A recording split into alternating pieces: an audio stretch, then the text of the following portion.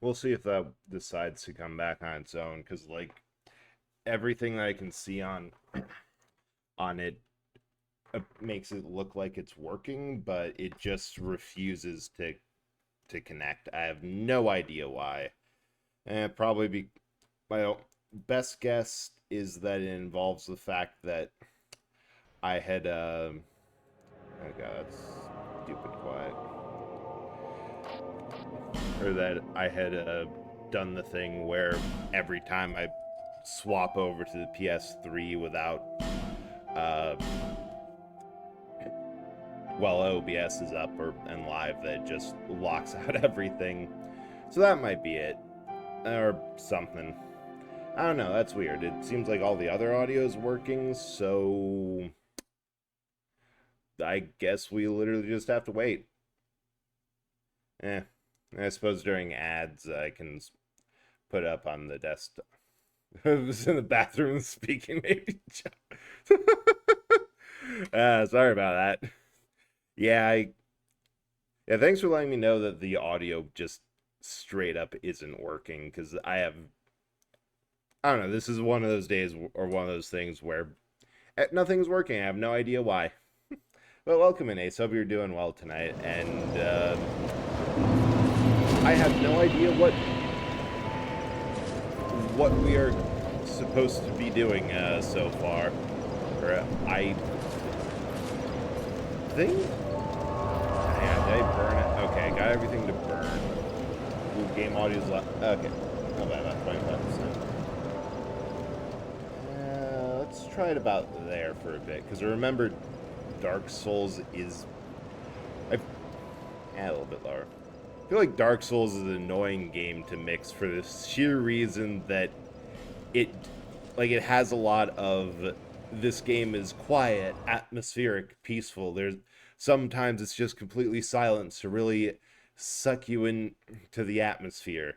And sometimes you're throwing the controller because came to the one place with sound, and now it's so loud that your neighbors can hear it, and there's about a mile between your house and their house. Stab Soul Man 2. Can't really tell audio right now. I can hear. Okay, that's good. That I think it's good enough, and I suppose worst case we can deal with it. Oh right. Speaking of deal with it, the one thing that they love to do more than poison swamps is just put a lot of dogs in it, a very tight amount. Oh right.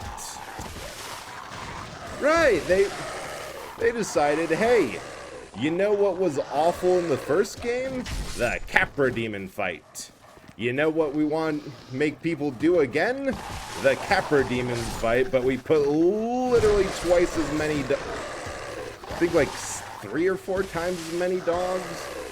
Point is, there's a lot too much, there's way too much going on here for how small the arena is.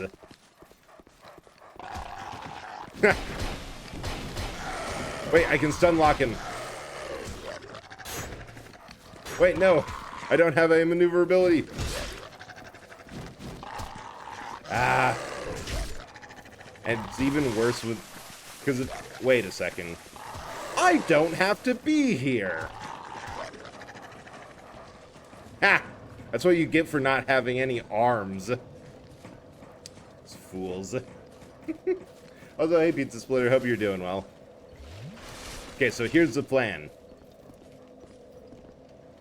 Okay, the plan is already not working, because my idea is that invaders and hollows and everything can climb ladders. So if we get them back up here and have them fight somewhere that isn't full of the rabid dogs, that might be better.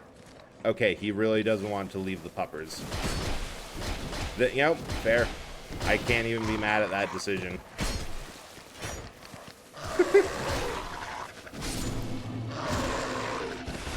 Okay, and now we climb back up. Now we climb back up the hill. Last hospital thing is tomorrow. I think the heart scan place is slow. Well, I'm glad that it's at least no more stress and waiting for and then I have to do 2, 1, 2, however Butterfly many Fox more. is first in the stream. Hey, Butterfly. Congrats on being first. Hope you're doing well, too. Bread. Thanks for the bread. Okay, the fists are, like, really good at... There it is, the steel key. The whole reason we went back here. It's really good if they're vaguely human size. If not, then they just have no downwards reach. Hey, Butterfly. How you doing? You've been having a good time recently. Weird state of not feeling sick, but breath tastes sick mostly. Was in the middle of switching from Vermintide 2 since integration wasn't as fun. Yeah, I remember seeing that Vermintide had, like, some pretty extensive Twitch integrations. Is there anything? Nope, nothing else here. Of, like, how you could have people mess with it. But it's also one of those things that, for streaming in general, there's, like, half a dozen things. We'll keep exploring off the servants' quarters. There's definitely going to be more items. There's like a half a dozen things that when you're streaming that's like, that would be really fun. I would love to do it. Oh, right. Those all require, like, a little bit of luck and people in chat to redeem it all. That if something doesn't go right, or if it's just a little off, then it just kind of snowballs into a whole annoying thing. Wait, no, this was after the boss fight. Only here for a little bit. Short break. Enjoy the break. Like, that, like, multiple jobs and all that is a massive, like, it's a massive drain on you. So, by all means, I hope you get a little bit of rest. I'm doing solidly okay. Although that might be the fact that the second Red Bull has been chugged.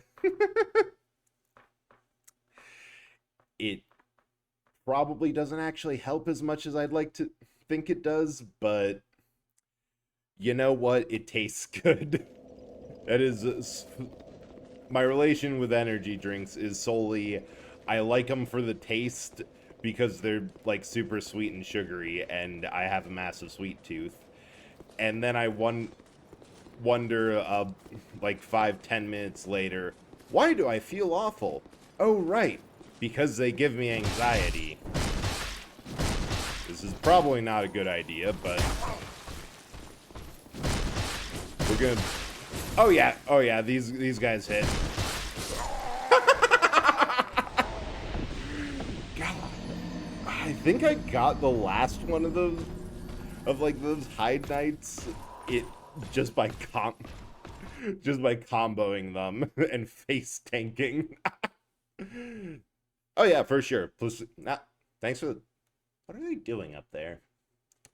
Yeah, I still have no idea how to make, like, the head slaps or any of the throwables smaller. Mostly because I think the software isn't written with the people swapping models of vastly different sizes out throughout stream. But thanks for the head slaps. And yeah, I think at least part of it is just, like... Okay, this time for sure. Just going to keep on hitting him. And we've run out of stamina.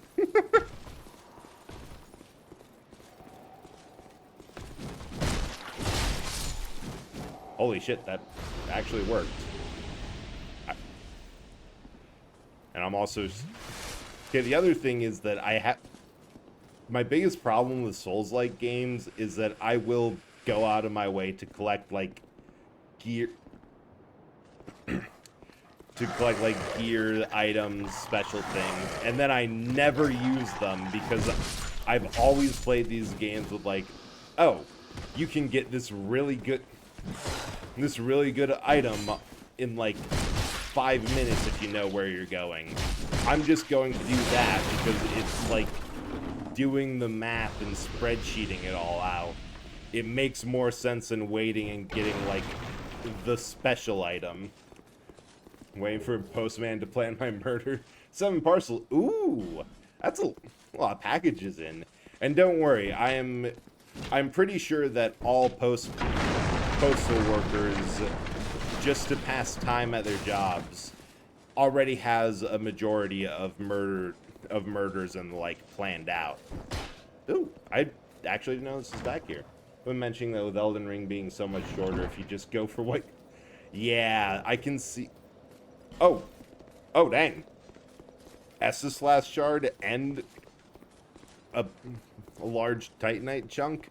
That's like exactly what I need. Yeah, no, I can definitely see that for like Elden Ring, because half of my annoyance with that game is just it's really stupid big. A lot of room is it's like used for the whole you know, we're just gonna run and back to Majula for upgrades. That, because I remember seeing like after a point in the game, I just like gave up and like, okay, where is all the stuff that I would normally have found in a game? Like, I have no armor. I haven't even found anything statistically better yet heavier than what I got. There's like not a ton of weapon variety. I can't find smithing stones for the life of me. And it's like, oh, like half of this stuff is in Limgrave, or the first area or two of the lake place in Florida. I knew you'd be Let's around. think I'm rich or something. I'm pretty. Yeah, I think the path for postal worker thought is a couple packages. Wow, and first 3. Wow, they got a lot of stuff. Must be rich or must have been a sale. Everything after. Okay, so if I go in at night to get my revenge, they won't be around. They shouldn't be awake. And then there's the dog that is a concern. Oh yeah, and also a very minor gripe that I have that I feel a little doesn't really matter. I really missed, man, 2010, yeah. I really missed armor reinforcement from like, I think 3 didn't have it, but everything after, because yes, armor doesn't really make a big difference by the end, but it makes me feel better. And I like being able to like improve it a little bit and feel like I'm having a little bit more protection. Like, take a 2-shot down to a 3-shot. The other week, he saw me for the first time in the flesh. He glared at me far. Oh, God. Yo, he just sounds miserable. Yeah. Bang. Get out of here, bots. I feel like... So my conspiracy theory with all the bots is that ever since Idiot Boy bought Twitter and... Okay, I kind of want... I just need like a little bit for this level up, and I'll continue. That is a lot more than a little bit. We're using everything. Spend it now. I think it's been missing since D3, since Blood. Yeah. Now that you say it, I do remember Bloodborne not having it. That was the least effort one I've seen. True, they're at least giving up. I got hit by one like an hour ago. A friend who works as a mod said, yeah, I remember seeing too, like, a couple of people just had 2 or 3 of them in the course of a 3-hour stream, and it's just a little bit insane. Because, like, as I was saying, my conspiracy theory is that after Idiot Boy bought Twitter and bots there had a lot more free reign, that it just kind of emboldened everyone. Like, Twitter was a test bed, and now that these bots have the ability to spread out and get names on Twitter, but now they're like having them manually review the list, see who has a Twitch link somewhere in their bio, and then are launching these. Yeah, Tay's been getting them every time he streams now. Yeah, that seems like pretty consistent. That like Now that I think about it, I can't really think of the last time I saw a stream that didn't have a bot. Oh shoot, that reminds me of something. I'm adding something to the to-do list because I really should do this.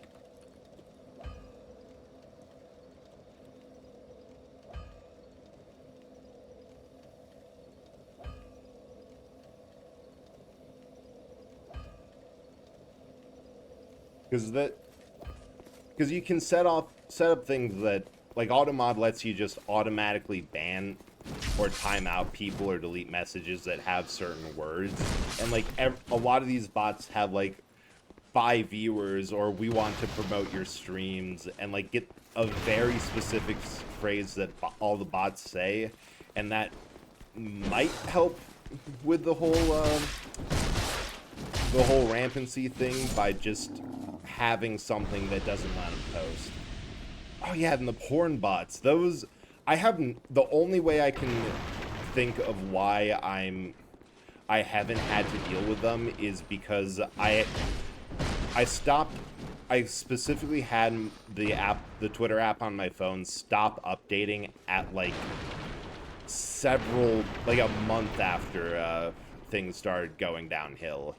And at that point, it just hasn't updated since, and I'm pretty sure I have...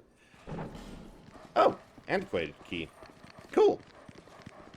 Like, I'm pretty sure I have a version of Twitter where all of the like, blockers and stuff still work, and there's actually, like, some automatic moderation, because I'd have to go into, message requests to see any of the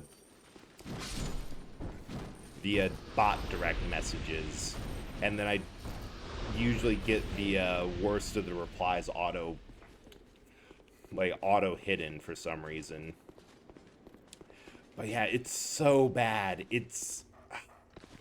I wonder so often what it's actually going to take to get people to move to like Blue Sky or a competitor or anything else, just because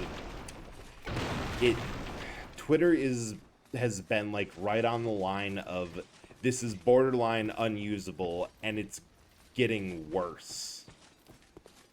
I haven't had a bot issue, but I tend to stick to some fairly specific areas, mostly in screenshot posting of this is what I'm watching now, or just a yeah, and that definitely helps. Like, okay, also I love this trap because there's a specific well in Majula that has the same thing of knock a stone in it, get an Estus Flask shard, and they set that up just so here, oh yeah, you get some good light armor, but just so here, so they can jump this on you. Yeah, unfortunately, I think that's going to have to be what it is, that Twitter just has to no longer exist in any form. Like, it has to be you show up to the URL one day and it's just, this has been removed. And I think that that does kind of help with it, of like, you stick to what you like and don't really go much beyond that or interact with comments, because unfortunately, and it's annoying for a variety of reasons, like the site should work better. God, that was just awful for no good reason. But like the whole, because the algorithm on Twitter does also track like what you interact with, what types of things you look at, how long, etc., etc. Oh, I expected that to be trapped, because I know the first mimic in the game is in this area, and I always punch chests regardless. But the fact that these have traps in them makes me nervous. Wait, they're all good. Maybe I'm thinking of Earthen Peak that has it, like next area. Bone Staff. just want to take a look at it because there's some fun. Wait, I already have the Guts Sword? Sweet. I'm pretty sure I have, yeah, I have enough strength to one-hand this stupid thing. I actually have a... Right, I did that intentionally, that I made it so that I wanted to focus on strength first and foremost, in order so that if I thought this isn't working, I could very easily pivot to another build that might work a little bit better. Where's a twin blade? Because that one, it's fun but kind of silly. Dare, broken drink, old night, but... Oh yeah. It's just 2 blades on a stick. Alright, enough of that.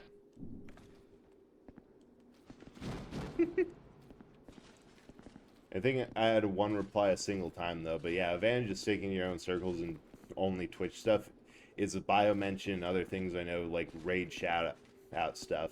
But yeah, like the whole link in bio, not link in bio, the just, hey, going live, you can find my link at the usual place. And do I even have any? No, they're in keys for some reason. Or like special items? I don't know. Point is, I don't think I have a lockstone for this. Nope. Yeah. Do wonder if that's ever confused anyone. Someone does a raid shout out. Hey, Batank, how's it going? And check others' profiles and mentions nothing on streaming stuff. Yeah, I know that that's like one of the early bits of growth advice I saw, or like common things, is like have your model, have your design up in like a pinned tweet or something where people can see it. Have it. Oh, we've done full loop. Nice. This is going to be very easy to collect my body when this goes wrong. Oh, and of course, it's now... I remember trying time and time again to get that barrel down here, and now it's just here. Alright. Wait, do I have another level up from this? Well, welcome in, Batank. Hopefully you're having a good night tonight, and, honestly, I don't know whether if it's a good thing if you're as insane or normal, or less insane. Either way, I hope you're having a good time. Weird. Yeah, they're everywhere. Even, yeah, I think it's like at least harsh. Like, it's a lot of luck. Everything in streaming always comes back to luck, and in this case, it's like if you have like a friend who did something that gets the bots to latch onto them, and then they see the friends list and go down and around to everyone on it. Yeah, just 1 point of increase from Dex. They pass around, and I wouldn't be surprised. I don't know a ton about how bots work, because I know that if I ever learn, the first thing I would think of is completely uncritically, I should try making a bot. That would be fun. And just like make a virus for the fun of figuring out how to do something like that.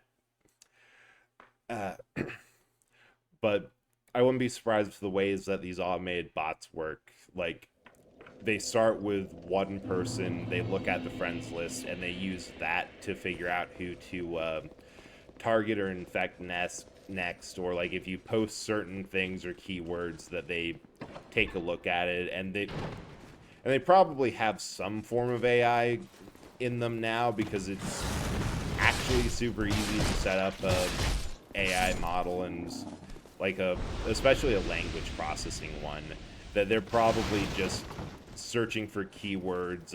If they get some sort of response, even if it's just a comment saying "Be gone, bot," or one of my favorites, a mutual of mine on Twitter was like drunk posting, and a bot like a nudes in bio bot posted back on his stuff, and he's like, not now, I have to appreciate my friends. It was just nice and like a nice silly thing. And yeah, adaptability was, oh, sorry to disturb you. Yeah, adaptability was a huge thing that people did not like. I'm going to say no on that one because I know that that's a shortcut back.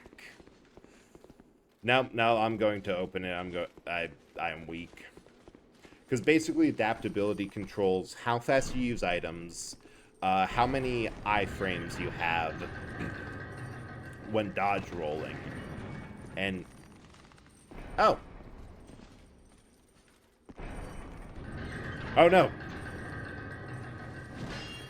and just a host of other things that were a complete non-issue in the first game in Demon Souls are now just hey, you have, regardless of your build, you have to put in a certain amount of points. Like I had to get mine up by 10 or so points in order to have what's a little bit worse than a mid-roll in Dark Souls 1. And plus the fact that weight still affects rolling speed, so I could be fat rolling with, but I have as many iframes, or no, I could be fast rolling, but I have less iframes than I would any other time. The best way I can think about it is when Elden Ring came out and people were like, oh, this game expects you to invest a lot of points into vitality in order to not die on contact. The first thing I thought of was, oh sweet, adaptability's back, but it's not a separate stat anymore. Wait, shoot, I accidentally went the way I had to. I see a stat to make dodge rolling that seems cool to me, but they really should have took DS1's iframes as a base and then like Bloodborne dodge at a certain point. Yeah, that would have been a better place to start. I know that if you do heavy investments into it, you get as many. There's a item in Dark Souls 1, the Dark Ring that changed your dodge to a backflip, and that also gave you like, I think 90. The problem is that you have to kind of be a little bit of an expert in this in order to know what you're talking about. Yeah, the Ninja Flip Ring. Oh, Wuthering Waves is fun. Nice. I downloaded it, but I actually did not have the time to play it at all today. Like I'm a little bit upset that, wait, why is this a thing? Like, I'm a little bit upset that the way, because I started a new job recently, and the new commute means I get home like an hour later, so not having that hour has been a little bit of an awkward adjustment. Especially on stream day, because it means I just have a lot less, enough time to like get home, disassociate a little bit, get something quick for dinner, and like do. I haven't done everything I need to, but I'll do that after.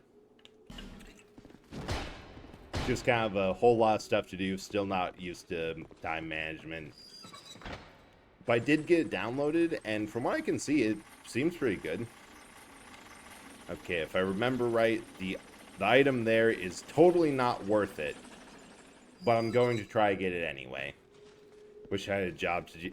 Yeah, it's definitely one of those things that it's a lot more stressful to try to deal with not having it, but there's also like a little bit of like, oh dang it, I was doing so good. Ah! Like, it's just an adjustment, and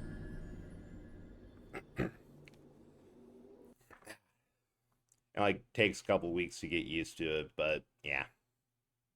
People don't allow these kinds of basic economic lifts anymore. I know, right? What's up? What's wrong with that? Like, it would do so much and would be so good for accessibility if I was able to just ride a private single person lift. Because, like, don't have to deal with the awkward social anxiety with multiple people in it. Okay, that's true, Butterfly. It would be awful for claustrophobia. But, like, the awkward moment where there's 3 people in the elevator already, and then someone else tries to come in. Just your own cozy little coffin. It's completely claustrophobic and too full of holes for... No, see, I see the fact that it is a hole-filled grid as a feature, not an issue. Because then you get to see the inner workings of the elevator, and that's just cool. Why is there a... Oh, that's not a door, that's a hole. Oh, sweet item. Yeah, I think I can jump this. I'm gonna live forever! Wait, that actually was a lot easier than it looked. Like, there's no way I'm clearing this. Clears it easily. Take a wrong step, fall through, and obliterate your groin on metal. Look, that's just... Like, that's just a skill issue at that point. You gotta... You can't just step into the giblet and be a master. It takes time. You have to learn to... Wait, why are you back there? You have to learn to respect the giblet. Ah! Took a distance on me there. I figure if you're really concerned about safety, you could probably put like a plastic sheet or a piece of plywood in the bottom. You know, accessible. I ran out of breath so many times in university because I wouldn't take the lift over going up like 5 floors to one meeting room. Ah, that's a mood. I remember I would never take the elevator because absolutely everyone would, and I was already used to like, oh, come on. It's too many souls not to. And like a little bit of it was, well, I've already walked all this way to get to the building. I'm just going to walk a little bit more, go upstairs, get, you know, a little like resistance workout going or something. It'll be healthy, it'll be fun. And then turns out if you just do something a lot, you get used to it. I gauge what I'd rather deal. I mean, that's also totally fair. That if you don't want to deal with, Oh wait, no, this giblet has a solid floor. This is a nice one. I think the bigger problem is the spike. Wait, no, are there? No, there's no spikes. It's just a body, like a body hug. That, and I remember that all the elevators were like stupid busy. Like, nobody wanted to go up the stairs. That, and it was only a 3-story building, so it didn't actually matter. Yeah, I still have no idea why there's a door that's only purpose is to drop you into this area anyway. But I find it hilarious that that just exists. And also, this has my vote for the worst bonfire in the entire series. Like, there is no getting around these guys.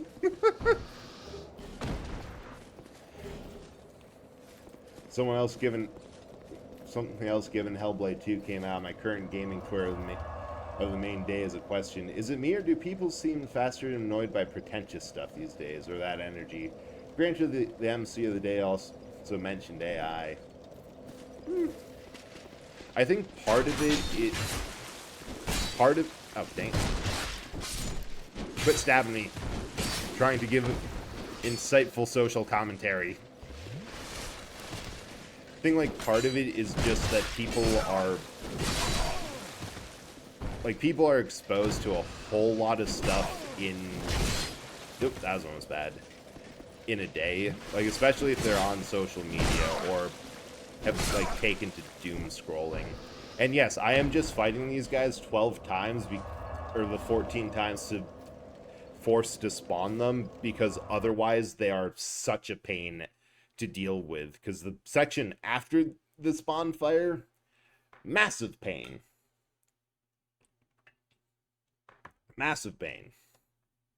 Need to sleep, but urge to play Wuthering. I urge you to sleep because I know that that's like the healthiest option. But also, I have this entire past week, I've been really tired, but saying, okay, I'm going to go to bed after one more run of Hades 1. Which I am at a point in that game where I can consistently get to the final, till Elysium, or at least late into the second area. So it takes like an hour every time. Totally worth it. But I think it's a lot of bombardment. I suppose it's redefined mainstream perception of gaming sentence. It doesn't work well with someone whose entire output is Oh, Neil Druckmann! Why didn't you just say so? I hate that guy. Yeah, no, Druckmann specifically is like a problem. Wait, that would be genius. You could play it in bed to fall asleep and wake up with finding that you've hit yourself in the face with the Stream Deck. Do it. But Druckmann specifically, it's just, he positions himself like, I saw someone say about him that he's trying to make himself a Western Hideo Kojima, which, okay, that's fine. But Kojima largely came into like a big person, like a big name in the industry, due to the fact that Metal Gear Solid was both a very creative and interesting entry, and also one of the early games that made people think about, hey, we could really put a lot of interesting stories and do some interesting things with gaming as a medium. Like, for lack of a better word, the Metal Gear Solid and other, like, Silent Hill and other things that Kojima worked on did have a lot of creativity and passion behind them. Like, the whole reason Kojima Productions exists is because, like, he wanted more creative freedom from Konami. And he also didn't want to work on pachinko things. I did remember to join the EU server. That is a definite has to. They also apparently said with AI will push the boundaries of storytelling. Reminds me of a Miyazaki quote. Specifically, someone showed him, the founder of Studio Ghibli, a AI-generated animation. And he said, "This is soulless. This is an affront to life itself."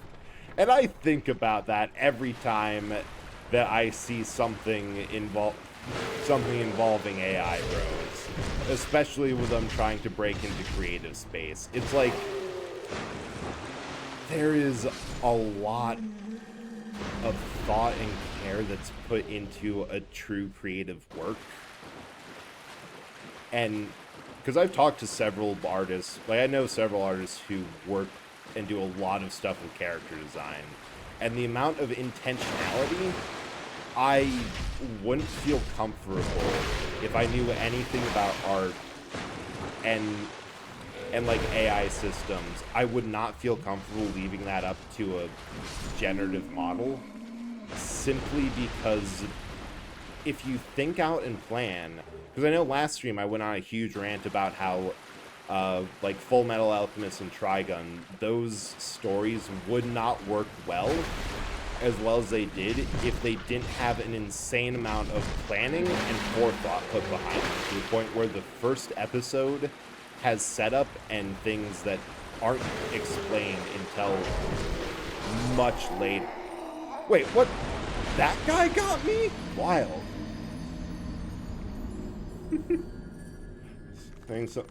Saying that with a Steam Deck just reminds me of someone doing art with a one Digimon on PSP. Rookie form sent PSP into his face. Champion had a horn that sliced PSP in half. Appreciate the amount of people cracking jokes about the crunch and Naughty Dog is responsible for in response to both of the statements today. Oh yeah, that I think one of the first things that was said is, oh, so you can figure out how to make employees crunch worse with this technology. Cool.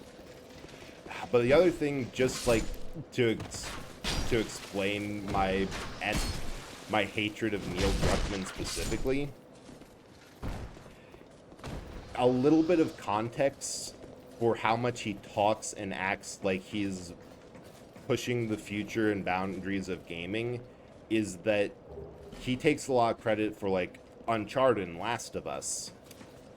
He specifically was brought onto the Naughty Dog team halfway through development of Uncharted 4.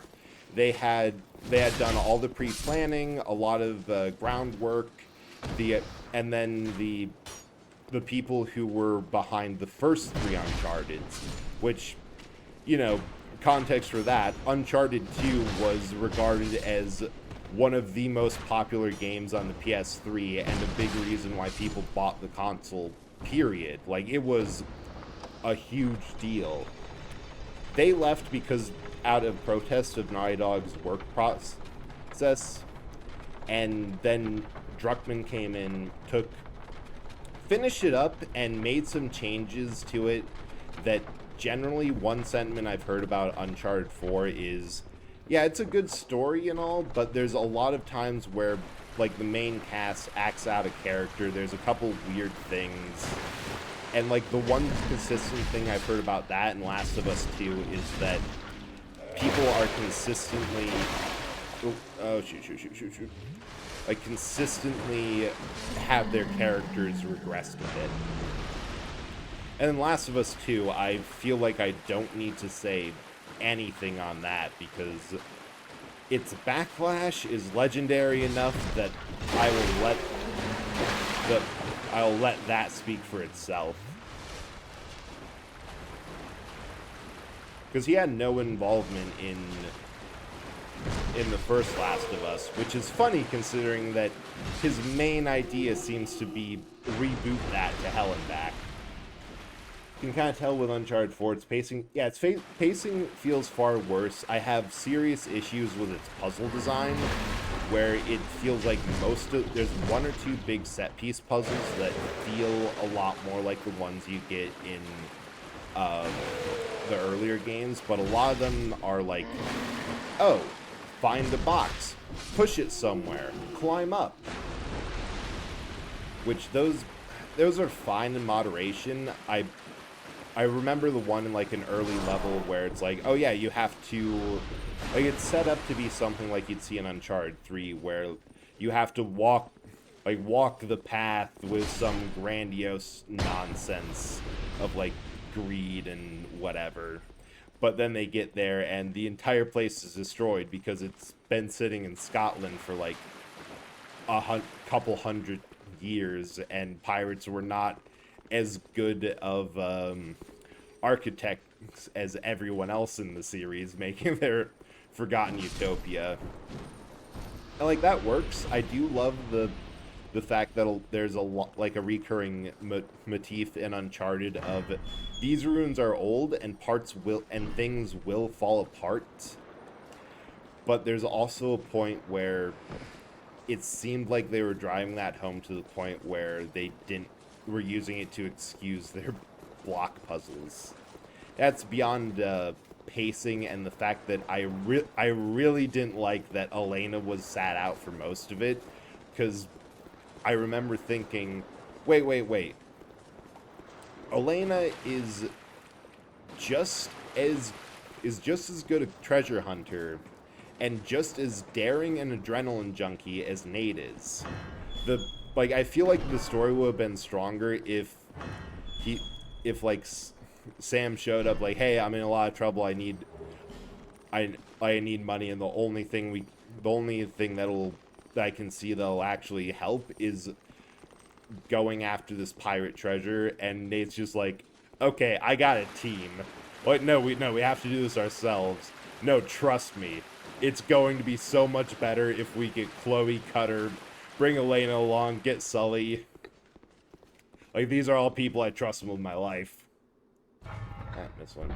My experience is mainly with fanfic and personal writing, but also I've had ideas that I just didn't do because no longer fit the characters. Part 2, a lot felt like the opposite. Characters act more in demand to the plot regardless of feels like yeah, there's a lot of things of that because I never got past the whole oh, they did such a good job of setting up these villains. They are absolutely vile and I hate them. Wait, why am I playing as the worst of them? I don't like this. This annoys me. There's someone talking about U4 and Elena being she loves the adventure. Stop cutting her out entirely. Like the entire characters of Drake and Elena. Elena is not this let's stay home, let's not do this. Elena is the one who talks Nate into doing it more. Like in the first game, he wants to leave. She's like, no, we have to see this through. Nate, like second one too. Third is more focused with Sully and she's not in that, but in that one it's like, yeah, no, I'm not really good enough at the archaeology to find more, so I've decided to take up wartime. Oh no, she took up wartime reporting in the second one. Which like continually goes into the face of danger, and at one point in the third one just casually knows, hey, go talk to that rug merchant. We're gonna need something more than rugs. He's not actually a rug merchant. Oh. Like, she becomes just as much, if not more of a crook than Nate does, and it's okay. I shouldn't be here with a lit torch. There are enemies will start coming out. Yep. Ah, saved it. Run.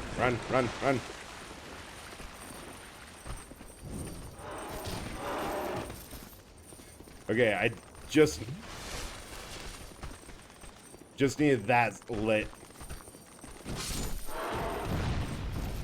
And like writing her out just seemed like such a waste of character. Because when she comes back into the story at the end of it, it was just cool. Like it was fun to have that sort of dynamic with two people who are really experienced and know each other. It's not a terrible idea mainly away, but I think the issue with most redemptions of sorts is that the characters acknowledge this person has every right to be mad at them. Part 2 calls them ungrateful on grounds of not also killing them in that scene, doing the same thing she did. Yeah. Too much ranting. Need to drink water.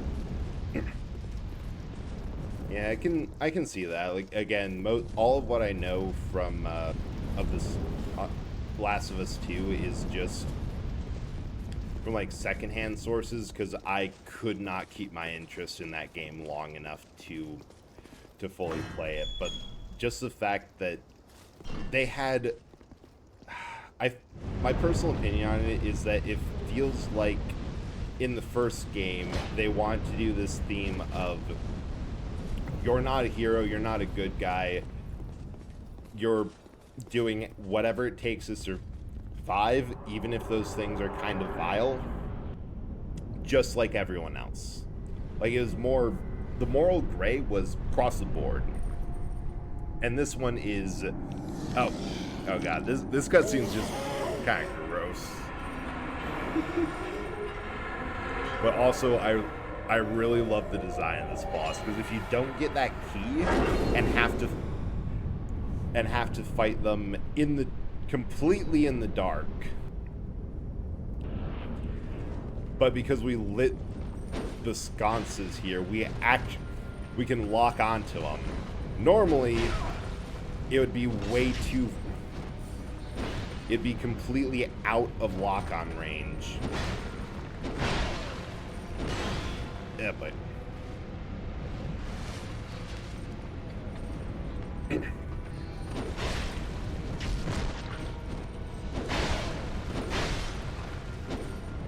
This is not going well.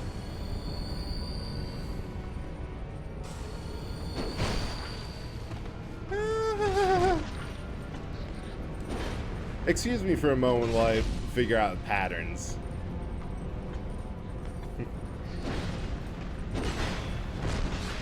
Ah, yes. Circle to the left. Man. From what I've been playing and seeing of Elden Ring, it really... And going back to Dark Souls, I really do feel that a lot of these fights are so much slower paced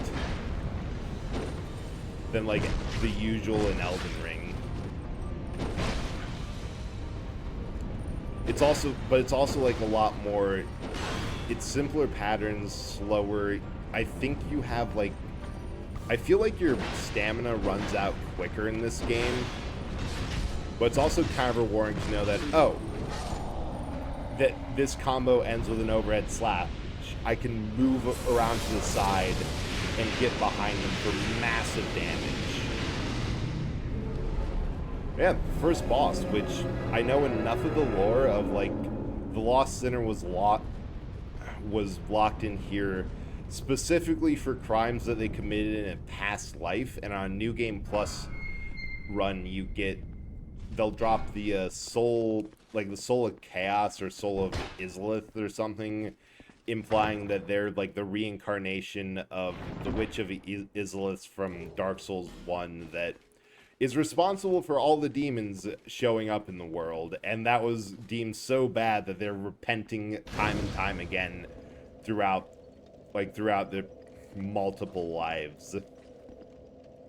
Line was, "We let you live and you wasted it," which has those vibes. I think I mentioned Call of Juarez Gunslinger, but was leaving the choice to you in the end. Silas does spend the entire game basically prodding his last revenge target to see how he'll react if you realize Silas knows it's him. Okay, I see what you mean with that. Which does remind me of another issue that I've kind of had that I remember from those games. That they're a little I remember Last of Us 2 being... Oh, that's a ton of level ups. Right, get that to the hard cap, get that up a little bit, and we are on our way. But that they were so heavy-handed with the narrative of revenge is bad, this is a bad thing you're doing, you should stop, that it's like, yes, I agree with you a ton. And it's starting to feel like you're just blaming the player for all of this. Of like you're saying time and time again and just yelling at the players that, hey, this ain't a good thing you're doing. Kindly stop. Yeah. Okay, let's see if the music actually works.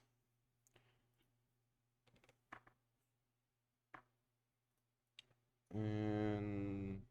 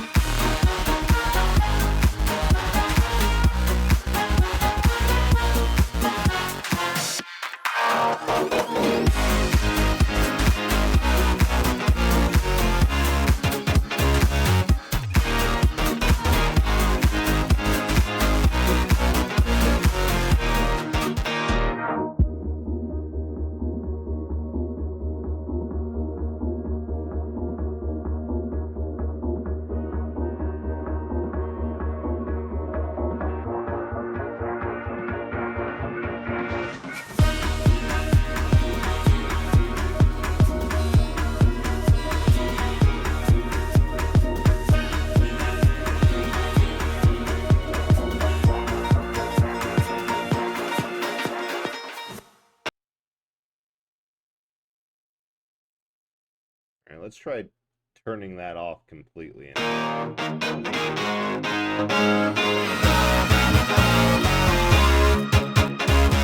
That did it.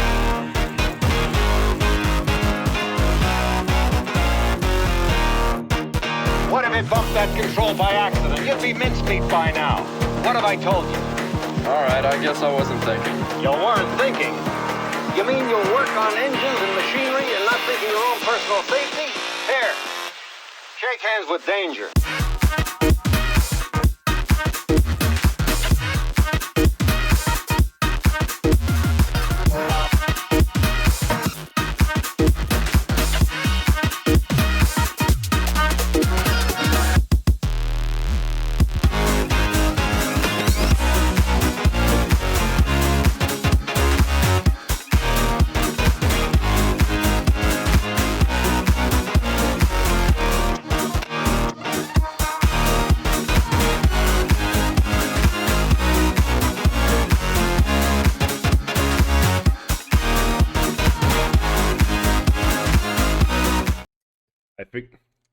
I figured out the issue with Spotify sounds and everything.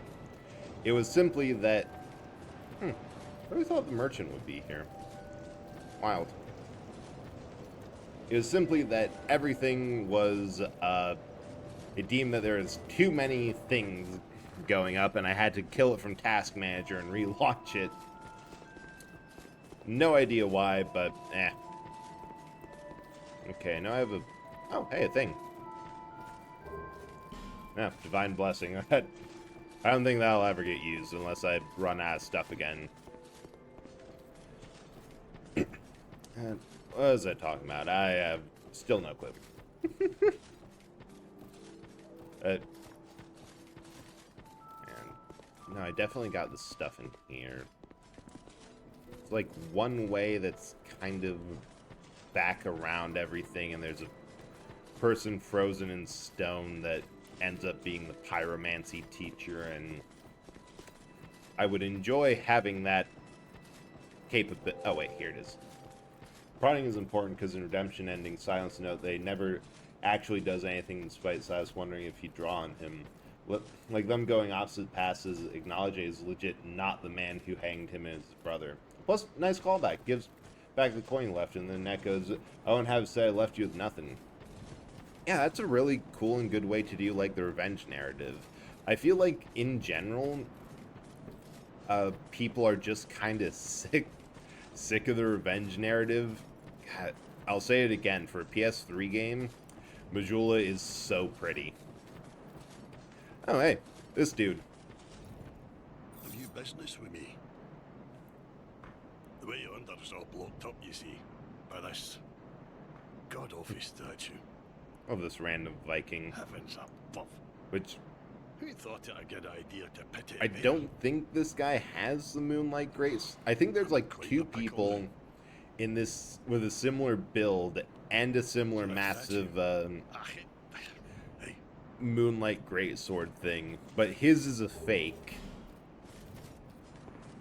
But also has better physical scaling for someone who doesn't have like a magic build. Which means that if he actually had the thing that he thought he did, he would be much worse off. Yeah, like, I just kind of feel that people in general are... Like, there's been so many... Revenge is bad. And trying to get even for stuff just gets you, more or less in the same... More or less in the same place. It makes everything worse. That people are like, okay... But are there times when it's more or less justified? Also, welcome back to the world of the living. Hope you're... Well, you're probably having a terrible time. Thank you. Thank you. You know, this makes me wonder something. I've been When... petrified. Like, this person's been petrified. We're able to unpetrify them. Give me. And, like, they have a lot of No. I'm fine. negative effects from it. I am. But petrification is a legit Thank you so status much. effect, and we I just still haven't. Well, I'm quite we just bad at pyromancy. don't deal with it. Like, we just You respawn can back consider this my. at the I was attacked. bonfire. I owe you my But do you have any? I'll take anything. Oh yeah. Anything at all. Just put. Oh yeah, we can determine what they wear. Let's see. Have some of that. Some of that. And heavy boots. Oh, the game with funny framing gameplay as Tales told that an old West bar. Funny early gag of that as a hand guy talking about how he read Silas beat this guy in a fair 1v1 duel. Silas said that's not what he meant when he said he met the guy. Game rewinds, enter the BART, again, and immediately get whacked in the head and knocked out. That reminds me of I forget what movie it was. Is like one of the ooh, I'm buying that. It's like one of the very last Clint Eastwood westerns is like Unforgiven or something. But there's a scene where famous gunslinger rides into town, and there's with a biographer that like knows everything about him, absolutely enamored, and then it quickly comes out that, oh yeah, said gunslinger is a massive dishonorable cheat who mostly won all of his duels by backhanded tricks, surprise, and shooting him in the back. At the end of the big climatic gunfight, which is probably the only time I've seen a gun misfire at a critical moment in media, like, ever. I don't know, it's super cool and one of my favorite westerns, but somehow this biographer still hangs around and talks to Clint Eastwood's character and does the same, like, gushing over Old West mystique. And I'm pretty sure all Clint Eastwood has to say about it is, gives him a look of, what the hell are you talking about? And tells him to get lost. At which point he remembers, right, notorious outlaw who just shot up a bar full of people trying to find and kill him. You know, I think I will leave now. Oh, hello there. Ah, An honor to see you again. the con artist cleric. This room is not as it seems. I'd love to do this in There are D&D, two, or like, one probably not is D&D, leading but out. another system that has a little bit And more, only this lovely like a thing system or setting that has a reveals the little other bit more of And this ability to play with lovely magic, thing only where- runs on miracles. where there's some like lore that you can, Shall I provide you with or a one? less strict system of just, yeah, no, total con man. Says they are a cleric. They cast kind of cleric-y things. 2,000 souls. The gods. Well, I guess we're going to somewhere to farm. Kind of sounds like this one clip of the show film I saw where a knife duel guy ends up tripping in a ditch, stabbing himself. And the other guy says, "I'll be honest, didn't know that was there." Kind of. No, I don't know. I just think it's worth the watch because, I've been wanting to. Every time I say that I want to do like a Discord movie night, a bunch of things immediately happen that I don't have the energy with. I'm pretty sure most people just kind of lurk in there because I don't actually know what to do with a Discord. But yeah, I do always love it when a show or something, or like some sort of media points out, yes, this is really cool, and you see it all over the place. But the reason you don't see it anywhere in real life is because this actually sucks.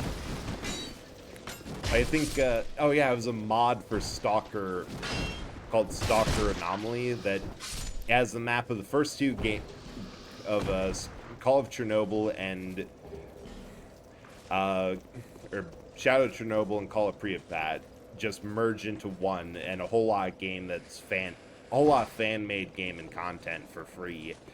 That you can find a Desert Eagle in there, and the entire thing, the entire description is just going off about how this is a stupid, oversized, heavy weapon with a ridiculously expensive ammo that is completely overkill for like any application you would normally be using a pistol for, and if you had a brain, you would swap it off for a lighter rifle or a shotgun.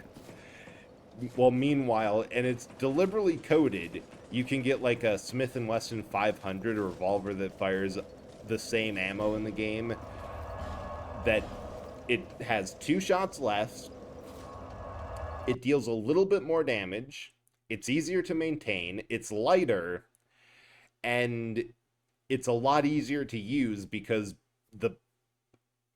a 500 Action Express round causes a lot of kick, and in a semi-automatic pistol, it's really easy to spam it, but in a revolver, you have to slow down and recover between each shot. I just love the amount of snark of, oh, we know you all love Desert Eagles, but they're stupid. Discord movie night. Discord. Hard maybe. The other thing is have to plan a time for it and figure out when it'll work for me. All right, move this path. Sit down, pray, quickly tap the switch. Sorry, there was a game or two that had a gun or two note that would be impractical to anyone but the superhuman antagonist fired. At least they're called Devil May Cry notes that Nero's revolver is specifically designed with demons in mind. Offer yourself. Yeah, I know Halo, like Halo games, have a lot of that justification. Not up front, but in the lore of like the big reason that you're able to grab a bunch of Covenant weapons and use them proficiently is because Spartans are just built that way. But I do love it when a game admits, yes, this is stupid. However, bear with me for a moment. Let's remember what type of characters we're playing as. Hello! I don't know who you are, but leave me be. The frailty of the weak disrupts the dark. Hey, I will let you know I am surprisingly jacked. I never use magic in these games, so every time I see someone who says something like, "Oh, you're an idiot," or "Oh, I am contemplating mystical matters beyond mortal comprehension," I'm just like, cool. I hit things really hard. You will not... What? Oh, that's loud grass. You will be of no use for me here. And then I just kind of completely forget about them. And then we get games like Resident Evil with Jill fires a railgun because she's just apparently built different. Yeah, Resident Evil I just kind of give a broad stroke pass. Not because of, I think any of the justifications they have are good, but because people forget, wait, I have an idea. And not enough souls to... There is something down there. I have few enough souls that... Oh, wait, there's also just, like, a path I can get on later. But no, people think that Resident Evil is, like, hardcore, serious horror. And, like, sure, they are horror games. They are scary. Like, the sheer amount of people that you see streaming them and... like having to stop because they need a minute to calm down. Like, that's legit. They are still horror games. The problem is it's like it's the difference between watching a new, modern, psychological, creeping horror that afterwards you and the friends you brought along to the theater say, you know, it's late, but I can't sleep, and I don't really want to be alone right now. Want to play, like, Mario Kart or something while we try to forget what we saw? Versus, like, 1984, The Thing, cheesy horror, ridiculously goofy practical effects, and just the campiest stuff you can see.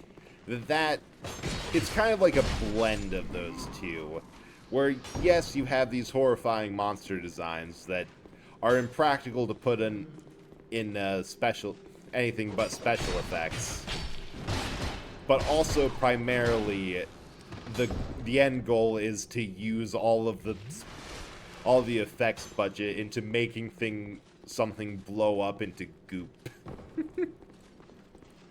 Like they're a little bit of like the all levels of horror. And at least half of the things is this is fun, a set piece, and very cathartic after being chased by this thing for the entire game. Resident Evil series is it's a series where action hero characters wander into a horror monster setting. Well, not only that, Resident Evil has given me this theory that, like, the difference between horror and action is it comes down specifically to how prepared are the characters. Like Resident Evil 1, definitely horror. They all went into that mansion not knowing that any of the monsters they see were even possible. Resident Evil 2, still horror, but moving a little bit towards it, because, well, Leon Kennedy did not expect to have to deal with any of that. He did kind of have a little bit of training, because I'm assuming he went through basic police training before going into the first day at work. And he's also locked into, you know, several increasingly beneficial places. Like, one of the first things you can do in 2 is raid the police armory and get a shotgun. And there's also enough ammo laying around in that game that you can actually just kill everything. At least in the original. The remakes were all more towards horror. I forgot this. Oh yeah, music and sound design too. That's definitely from like a meta perspective of what makes a game horror is like I will always say that Dead Space did an amazing job of setting up audio, familiarity with everything, like managing players' expectations and tension, and that's just so good. But I think from like a in-game perspective, the more prepared characters are for the horror threat, and the more training, knowledge, and equipment they have, because like Resident Evil 4, you start that game with at minimum a couple of grenades, a handgun, a block of ammo.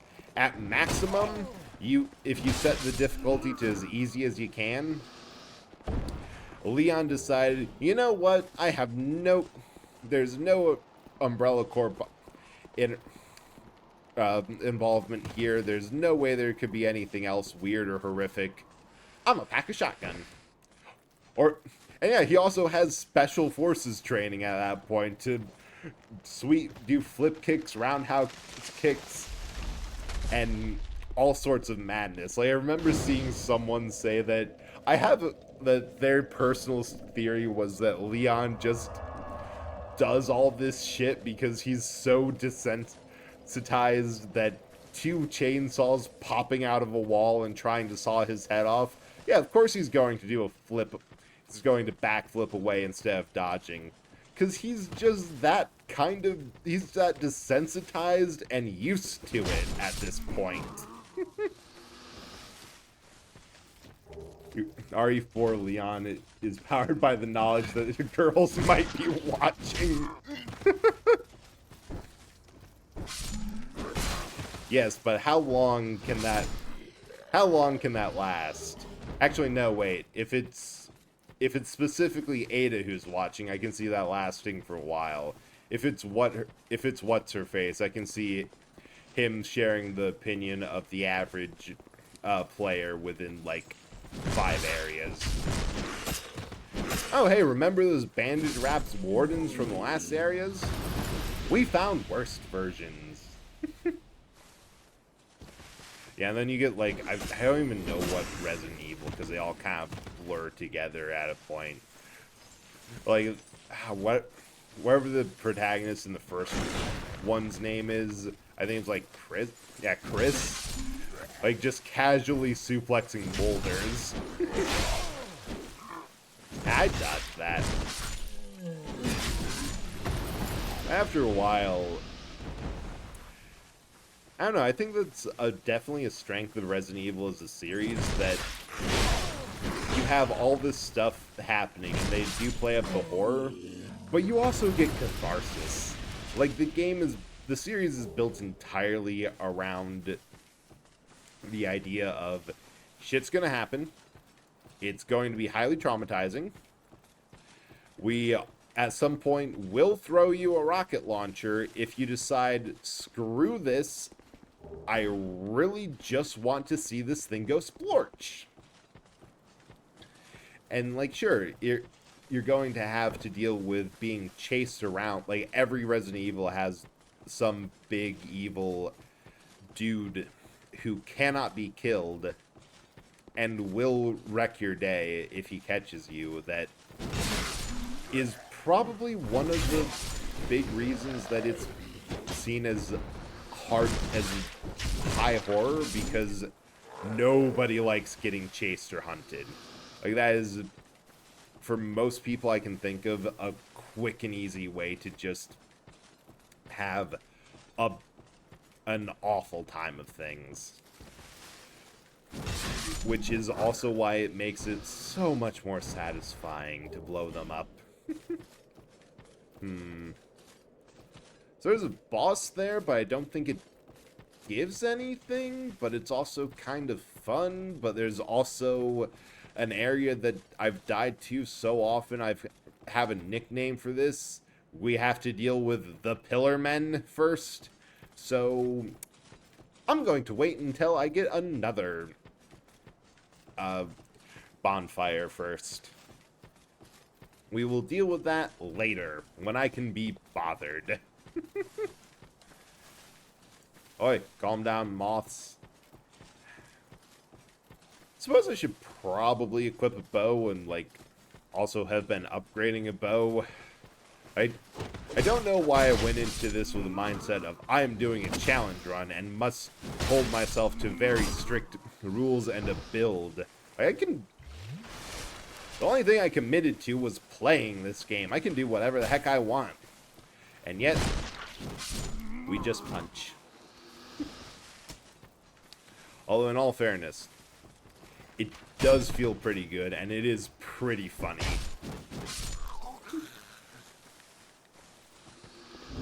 How much damage do I... Yeah, I love this. 67 points of damage. 173 from stats. Aye. Give bridge. I wish to cross. Ashley's funny because despite her reputation, she's one of the best escort around as in the original. She'll keep right behind you or stick where you say, and in the remake, she'll actively try to get out of the way. Kind of feels more gameplay story tied than current escort partner trend them being just immortal. Yeah, and that, like, say what you will about escort missions, but it is nice that they have, it's really nice when they have the escortee be competent. Like, because all that behavior of sticking close to Leon, staying behind, running away, or staying put does fit really well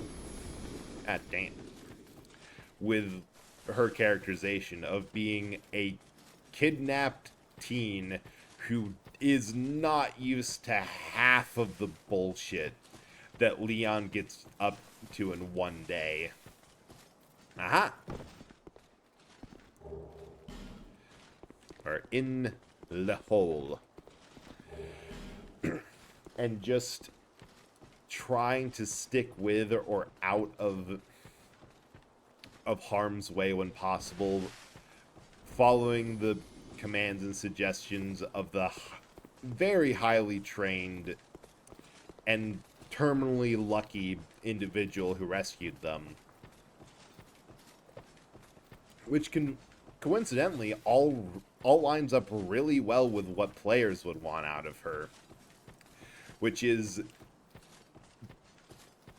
work with me a little bit on this escort mission of like try not to just run out of the way. Okay, the way forward is definitely on the... Oh. Wait, no, that's over to the Pillarman, which is up to the Coliseum. Yeah, I think the trend star of Bioshock Infinite is Elizabeth is just immune to being targeted, so feel free to ignore her. Also makes times Ashley does assist stick out more, often without prompting. Yeah. Yeah, I do remember, like, I was checking something and people are saying, like, oh yeah, the water room, this one part where you have to lift up Ashley to let her assist and put on and like turn these cranks while you try to keep her off. Like, I played in VR. I played Resident Evil 4 in VR, which is just inherently VR. The VR version is one of the easiest because you can not only do so much shit that you could not ever dream of doing in the original GameCube version or even the PC release, because you're in VR and it just has a bunch of things and controls set up for you that make sense of like, oh yeah, reach over your left shoulder to grab your main weapon, reach over your pistol's on your hip. But that does lead to the stupidity of there was one boss fight where I just had my pistol and TMP out and was blasting away, and like I'd often set it up things with like how I grabbed and was holding things or throwing things in a way that's very intuitive if you can do it with your own two hands. Very impossible for what any sane designer would ever let you do in any game. But it's a ton of fun. Let's try to get into there more. So I didn't really have a problem with that. Just thought it was like a fun bit of, oh, Ashley's contributing. That's really nice. Right, curse jars. Because screw us.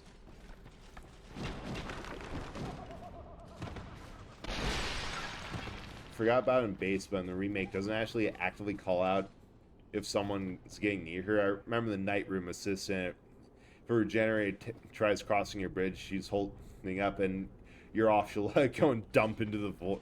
Okay, that's a really cool thing of upping her intelligence to the point of, wait, that's a horrifying monster. Wait, I'm the one who controls this bridge switch. I have an idea. That, like, hello, Necromancer. Goodbye, Necromancer. And that's also, like, it's a nice little character moment of, she has a lot of stake in this and is trying to help. She's shown to be incompetent and not letting Leon do literally everything. And also nice for the player. Because it actually reminds me of another old game. Like, you know, the devs behind Shadow of the Colossus, their first game, Ico, is like we are blocked from progression. It's like a puzzle game. Like, you play as a kid who got abducted and sealed in this weird-ass castle and found a girl also locked up and trying to help her. Both of them are trying to escape together. And the developers thought ahead enough of knowing, like, this is a puzzle game. We're going to need some mechanic that if fell off. That if players get stuck, they have a way to unstick themselves. And so the solution to it was the player they're escorting, or the character that they're escorting, that if they... Oh, we're back where we started. If you take too long, she'll, like, point out things, like, say, hey, there's a thing over here, or, like, gesture for you to go... Because I remember there was one thing where it was, like, a tunnel with a locked set of pressure plates, like, you had to get to one somehow and stand on the other, and do this whole thing, like, a whole setup, and I couldn't figure out how to get both of the characters where they needed to get to until she, like, started pointing things out and calling attention. I'm like, oh wait, this is really cool. It feels like, well, I'm here figuring things out, she's also thinking. Like, it made the NPC feel, have a bit of life to it. Or Act 2, if she goes, how do you like this? One line go, Leon, think, nice. That's amazing. Zoom taking too long is better than what was said about God of War Ragnarok doing about 10 seconds before saying, yeah, God of War, I like the game, I like the gameplay, I love the central theme. Oh. Huh, we are being invaded. But, it does two things I dislike. It doesn't give the player enough time to... damn it. Enough time to, like, think, oh, this is going to be fun. I am beating this up with a broken cestus. Fortunately, I don't think that impacts my DPS too much. Especially because this invader is... Like, this is an NPC invader, obviously. I don't want to be interrupted every 5 seconds by whoever is still online. But they are bad at protecting their back.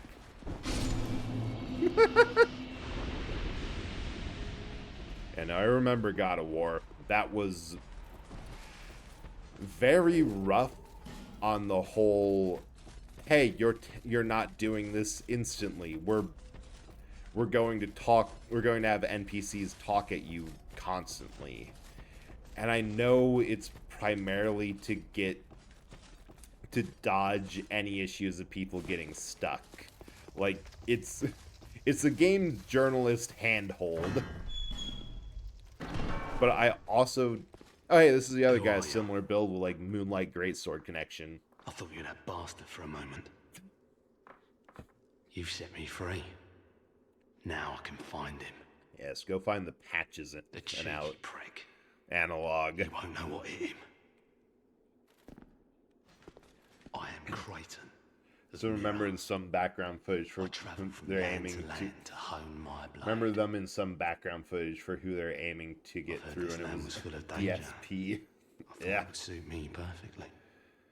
He took the Yeah. first. I decided, I can't believe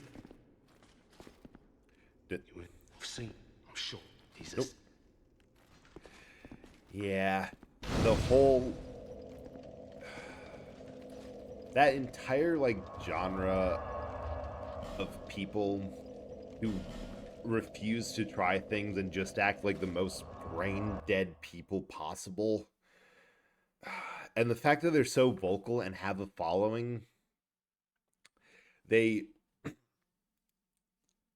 just so annoying, and the more vocal the people who didn't understand what the game was trying to get them to do, like the idiot who was doing a shrine in Tears of the Kingdom and thought they had to manually move the balls one by one, where the solution, which I remember because it was like some HoloLive VTuber, like they were just humming, got it immediately without like calling attention to anything.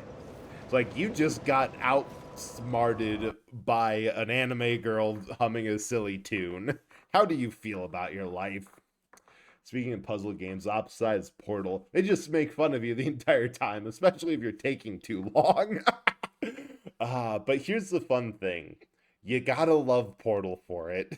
It's just so good for it. How do you fuck up Tears of the King? Yeah, that's the other thing. How do you fuck up a Tears of the Kingdom shrine? They have multiple ways of solving them, and very clearly signposts like, "Hey, oh shoot, I forgot to repair my offhanded cestus," and also like, oh.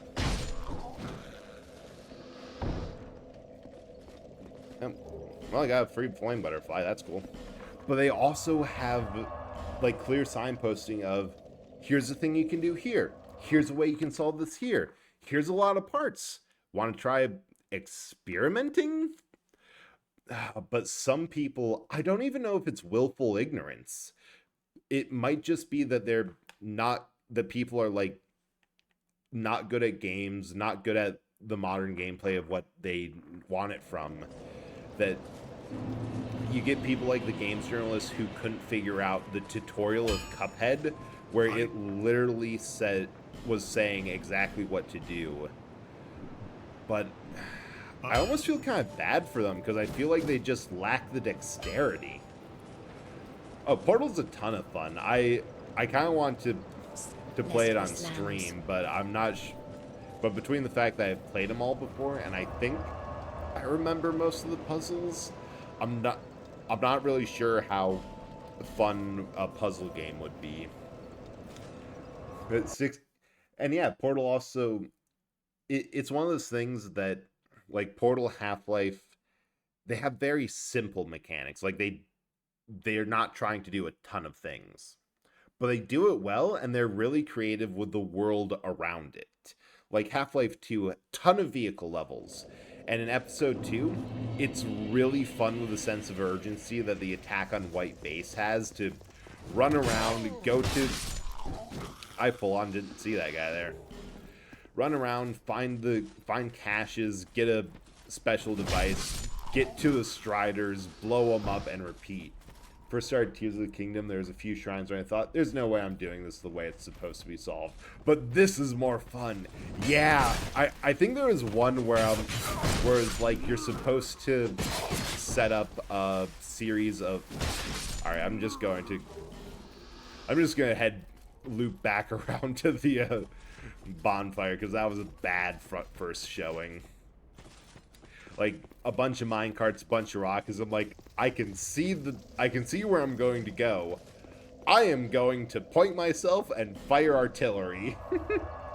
Oh yeah, the Cuphead review is so painful. It's just, my dude, how? And yeah, that's the whole joy of Tears of the Kingdom.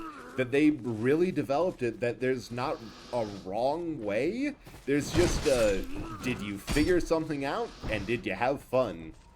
And figuring out, like, the wrong way to do things and an alternate way. Like, there was times when I was doing shrines and like, this is not the way it was intended. And then I realized, wait, no. They totally planned for that. And they were 100% fine with me doing it that way. Like, they just wanted me to experiment. And I know Tears of the Kingdom... Ooh, Crystal Lizard. Give me your materials! No! No! Okay, I really need to get, like, attunement up so I can have a spell. Or grab, like, a bow or something. Oops. Ah, well. But like, Tears of the Kingdom, it's... all the shrines are so good because they have a much bigger focus of teaching you, like, hey, here's something you can do with these materials. Or, oh, I love this. Dark Souls 2 has so many stupid things of... anyone could climb over that gap and move on to the next area. Except for us. We cannot be bothered, so we have to go around the long way.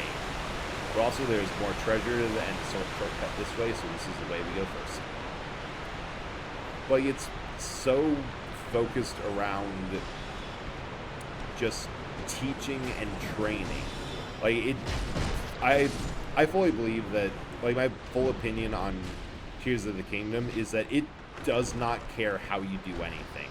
Main story, doesn't give a fuck. Shrine trials, nope. Boss fights, does not care. I found out with Colgera that instead of doing something risky like... Ooh, combustion. Ah, shoot, I didn't... Wait, I don't think I did buy it. That's good. Doing something risky or, like, stopping and pelting arrows at it, I could just get through the entire boss fight and destroy one of its weak spots in one hit by diving through it. Second time, and once I figured that out, I never fought that boss another way. I just used my head.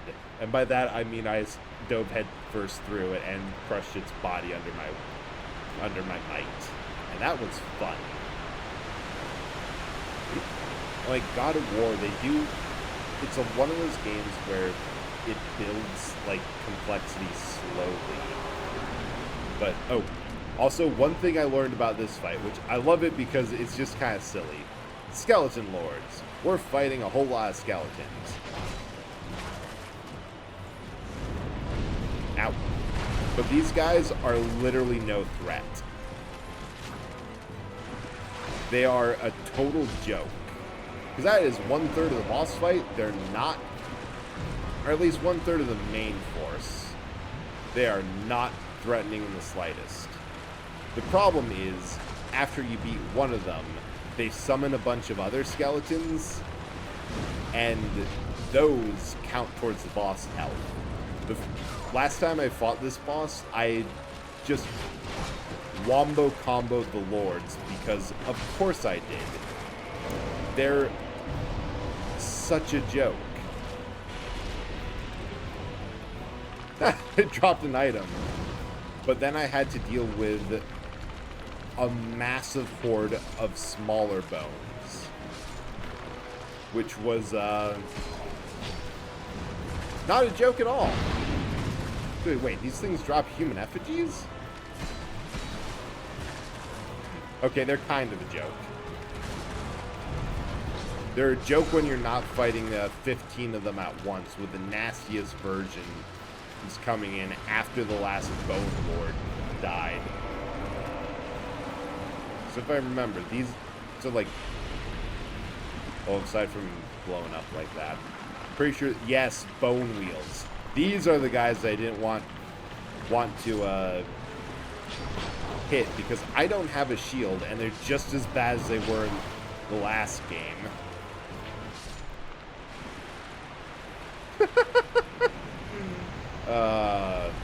They're so pathetic, but they try so hard. Man, I want to read the description for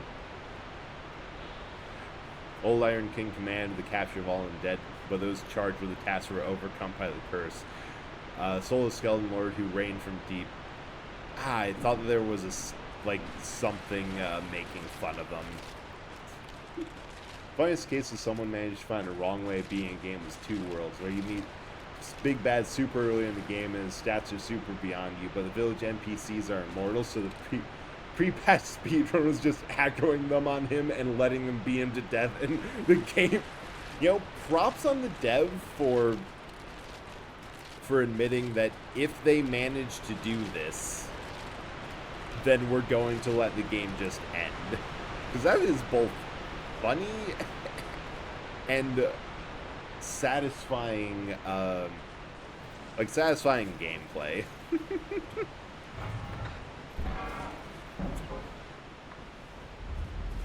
But yeah, no, mad props to Portal, because every time you have a Valve game, I fully recommend that you go through with developer commentary on.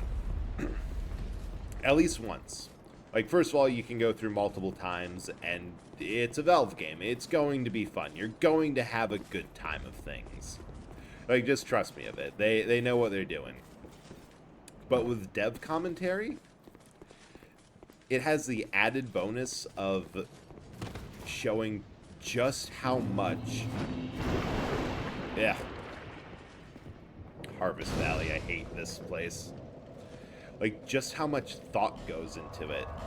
Like, Portal is able to get away with the NPCs making fun of you relentlessly for not being able to figure out, wait, I have a Sublime Bone Dust in my inventory, I think.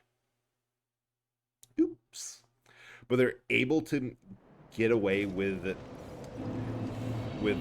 people insulting you when you're struggling up on the base on puzzles and whatever, simply because they put a lot of thought into how to guide players into the correct solution of like, yeah, here's a light here, you did a similar thing in the last test chamber, we're just asking you to do the same thing but with a lot more stakes or a lot more complexity, but it's the same thing at its core over and over. Yep, Bone Dust. I think it was unintentional. It got patched out by that guy. But that guy is the actual final boss. So the coding meant that is technically, yeah, like there's a case here. It's like a couple areas away, but there's a point where you get jumped by like the area boss that will, when you beat it, it'll give you the Lord Soul you need to continue. It's technically possible. I think they also patched it here too. That's technically possible if you deal enough damage that you can kill it there. But the big thing is that any damage you deal to it sticks when you fight it, like I think either the first time or permanently, because it's still technically the boss. You have no idea how happy I am to see you, you weird an Allstone trader. skull holding lady. Rare stones, which Because this I must have, but now that many of these stones, this point. I've extra. Okay, we can't buy any now, but point is, she sells Titanite shards. I think we have to wait until after the boss of this area. Hang on, that reminds me. I only have one. This sucks. You! Ooh, a game you'd like to steal. Outer World. I actually have that game. I remember... So the funny thing, I bought it like second or third year of college. And I remember thinking that there's a couple features that I didn't like about it. Like I didn't really like the upgrade system because it's just stick money into this thing, or stick in-game money in and upgrade a couple times. I didn't like that instead of unique weapons like in Fallout New Vegas, is just, here's a class of the weapon. There is multiple tiers to it and you might get randomized stats. But I have to admit that I am very grateful for that game existing for one reason.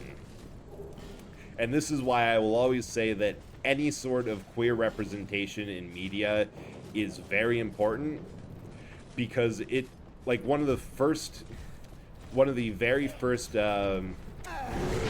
companions you can meet in that game is asexual. And at that point in my life, I'm like, I am not familiar with that orientation. I'm going to do some research. And that and a couple of personal crises and mental breakdowns during work later, I realized, wait, I'm ace. Holy shit. Oh, Outer Wild. Okay, that's also fair, because Outer Worlds and Outer Wilds released at the same time and confused a whole lot of people. That, do you know, if you're an idiot, it has an early ending of flying manually. Oh yeah, into the sun. Yeah, Outer World or Outer Wilds. I also have that. And I had the same problem with Born of Bread, where I played like halfway, not even halfway through. I'm at very much the start. Hey, how are you doing? How's Paper Mario? My copy of that is in the mail. It's going to come like 31st or something. I'll Dark the Soul 2 as hard as I can for you. But I really hope you enjoyed Paper Mario. I absolutely love the one on the GameCube, and like, I would probably be playing it tonight, but I desperately want physical version for that one, and I also got it for like a little bit cheap, for a bit of a discount because of pre-order bonus, and it's so good. Everything I've seen about it looks amazing, but I'm also desperately avoiding it because I want to go and clean. So there's so many people who are playing it. Got confused when he said guns. Yeah, no, fair. That Outer Worlds, Outer Wild, whole thing. But I also have that, and I love it so much. I have been wandering around and trying to wait. I accidentally traveled right back to Majula. I am a fool. I'm trying to piece things together, but it was like, I need to be in the right mood. I need to be in a mood to dedicate 100% of my focus to this, and then I wandered off. I engineered Gear being asexual. Not only why I know it, but Borderlands 2 never really mentions that Maya is, mostly from WoG. Yeah, like that's... But no, Outer Worlds is like, that's one of those games I'm like, wow, this is aggressively okay. But also it has a weirdly important part in like self-discovery, so I have to admit that I am really glad it exists, but also here's like a list of things I wish it did better. It's a whole thing. Yeah, no, I'm speaking of Paper Mario the remake, I am so excited for that, but also I am like 100% admitting that I will stream it eventually. At least half of it is I never really know. Ooh, another fragrant branch of yore.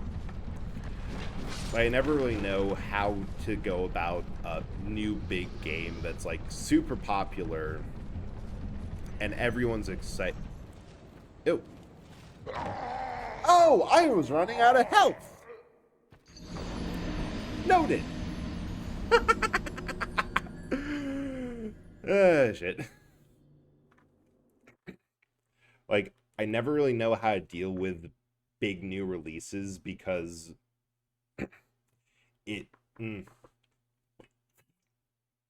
on one hand, everyone's playing these games, and I absolutely love that because these are amazing games and should be played. But I also feel like I am not only a very small streamer in the grand scheme of things, and think that it would just like it either lead to lower viewership numbers because everyone's either completely inundated and sick of seeing this game everywhere, or everyone is watching, or there's a legitimate demand for this game, but everyone is watching like either their comfort streamer or their favorite one, or like the big 20k streamer. Ooh, Fireseed, that was totally worth it. Or like, you know, the big names playing it all. And at least part of it is that I feel if I don't get to it quick. Ah, you! Gavlin! Gavlan knew you. He will, he deal. Gavlan will. Gavlan deal.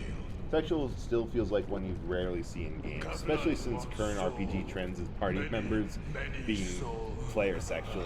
Yeah, the remake. Yeah, a lot of people talking about Vivian, the whole... I am perfectly fine with it. I'm perfectly fine with most of the excitement and still stuff. Anything I have to sell that... I'm not selling the Great Sword, because that's just a whole... It's just fun to have, and I might still use it. I don't want to sell anything, because, like, with Limitless... Well, I have some duplicates. Because, like, some things might be fun, some things I want just in case, some things might be rare, and I cannot let rareness go away. And it all might... I don't care how many Homeward Bones I'll never use or stuff that won't, but I might need it. Wait. Oh. Huh? Did someone snooze the ad breaks? I thought I saw one, but I saw it, like, pop up, but it's gone now. Huh. Weird. So I'm gonna wait a hot... Oh, wait. Wait, no, I am in charge of my own destiny. I can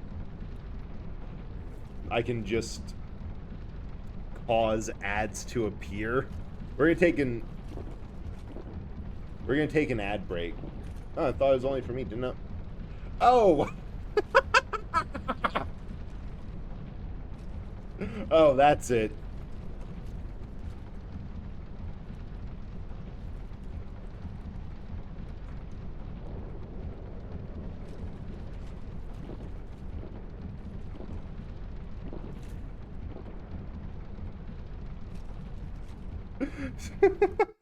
Okay, that's funny. And let me get the music going.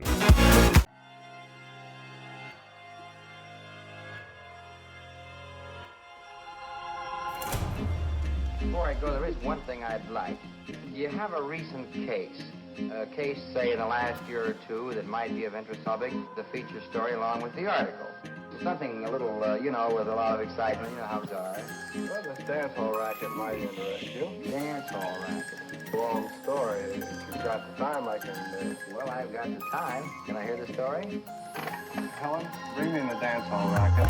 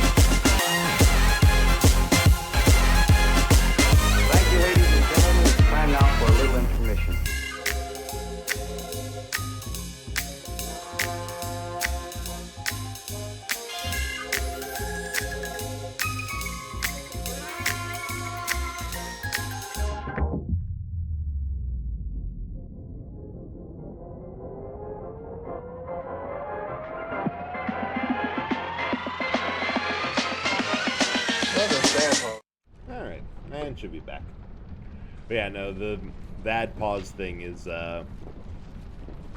mostly for, like, it's a mod tool. Oh, hey, this one isn't trapped like the last chest by you, Gavlin. So it is global, but also it's one of those things that make me realize that while I do have mods, I forget that I have mods. And that I should probably, for at least for people who aren't used to modding, because like there's a lot of things that you just kind of have to learn that unless you specifically think to look it up, which you probably won't, because not the average person doesn't know. Like, oh shoot, I'm about to die, and there it is. I was trying to get rid of the notification. Clearly I'm good at also fair, because Twitch notifications are kind of annoying. Like, there's a half dozen things that when I started modding for people, I didn't realize were actually possible. Like, there's a whole lot of, yes, I can totally do that. Wait, how do you do that?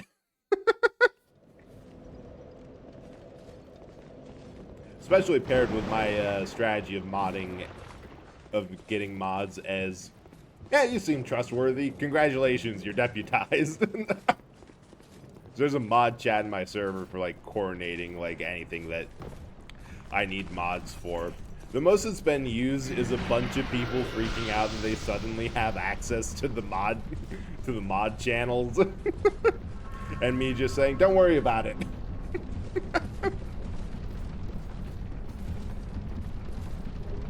Ooh, hexing urn. I will never use that because I never use any pots. The most I've ever used any throwables in these games is I've kind of done it in, started using them in Elden Ring. Oh, shoot. Because they, ow. Oh, one-shotting. Wonderful. Because the fact that they're craftable means that they're an easily renewable resource. But also, like, after soul level 20, that's not how it works. You guys just haven't figured out how to let some do mod stuff. I mean, that's... I know some people do, like, applications or wait for people to ask or have a little bit more of a conversation than my, oh, hey, I should really update things. I know a lot more people now. I'm gonna make some of them mods with absolutely zero warning, except for a quick in the mod chat. Hey, so yeah, you've been modded, but like, you don't actually have to do anything, or you don't even have to show up. But oh, damn! I bet it's because I have shit magic or dark resistance. But yeah. I know for Discord, at least, there's a lot more permissions and the like. That a couple servers, like, you have to specifically set things up in a way that mods have, like, ability to ban, kick timeout, mess with certain permissions. I always thought that a good way to set up mods for anything is to give them all as close enough like admin privilege. Yeah, unfortunately, it was sending bread for 2 years and they decided to keep me around. Hey, this is on you for not leaving. Hey, Cass, how you doing? Cassiopeia is second in the stream. The coveted third is still out there. Not a safe place, but we're doing it anyway. Red! Ah, skeleton! Ah! Oh shoot, I one-shot that. I don't even know what I was typing at. Oh, but other news, in things that I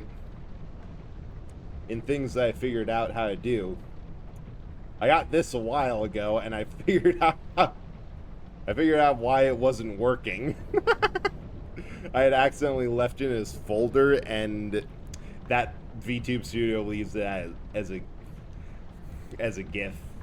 And yeah, the entire build we're doing, Cass, Cestises, and by God, they do a lot of damage. Actually, hang on. I noticed something. Because earlier I had one of these break, and it was the one on the left, actually. Which means that when I'm hitting things, they're done with a small bread model, and we have double. I have set it up with a small bread just to see what it looks like, and it's stupid. It is categorically just a little bit silly. Maybe even humorous. Alright, that's going to make this whole thing a whole lot easier. So I remember, oh no, it wasn't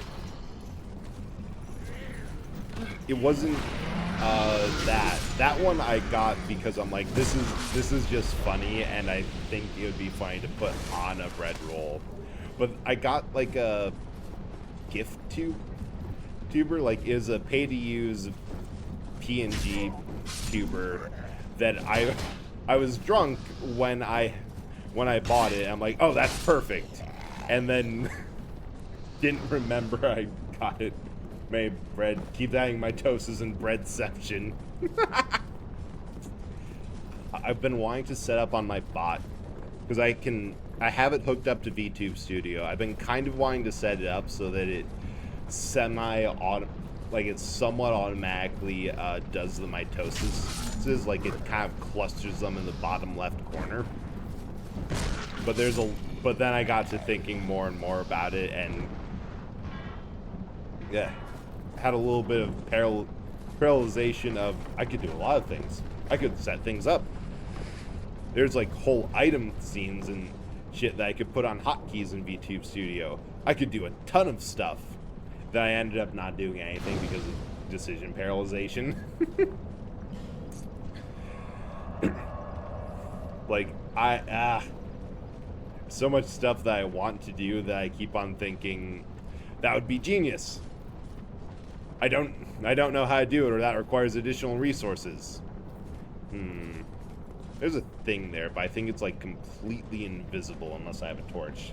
Yep, that's how streaming always is. You either completely forget it because you have a great idea in the middle of stream, or it's like I have every part except for one, and the one part it doesn't make sense to do it without. So I will not. Or you just like consistently forget like to set it up. Because I was helping a friend, like they had a gif of their mascot like just doing a little walk animation, and they're like, this would be perfect, but I need a way to move it across the stream, and I tried it myself, like dragging it over, layering it. I need a little bit more knowledge on like how to yeah, I'll drop in here of like editing it, and I have a lot to do. It's like, okay, I am going to write a program in just HTML and CSS that slowly moves an image across a screen. And I still have that, and I'm thinking, oh, if I could get two parts of it. The first is the bread roll, which just a little like up and down squishy sort of animation. That would be so perfect for this. Oh hey, more Pillarmen. And the other part is that I know I've mentioned on and off of like playing Hell Let Loose. So that, like, of course, World War II combat simulator, and whatever faction wins has like a marching song or something that was used, or like some sort of popular piece of propaganda music or thing or whatever. I know like the Soviets have the... Oh, dang, I got cornered in slice. Like the Soviets have the piece of stock anthem music. Same with like Germany and everyone else, but the US has a song called Over There, which is the entire song is just, we're going over there to fuck shit up. Like, that is literally it. And I thought it would be hilarious to have a little gif of Brett going across the screen to like the chorus of that song, because it's just over there in the most bombastic key you can think of, and I am easily amused. But this course requires the gif. That or too much effort for the amount of energy. Yes! God, the amount of the ability to make changes and the like to stream and do things that, like, recently I had a lot of time and was able to like power through. Oh, nope. Oh, there goes those souls. Like, power through a bunch of bot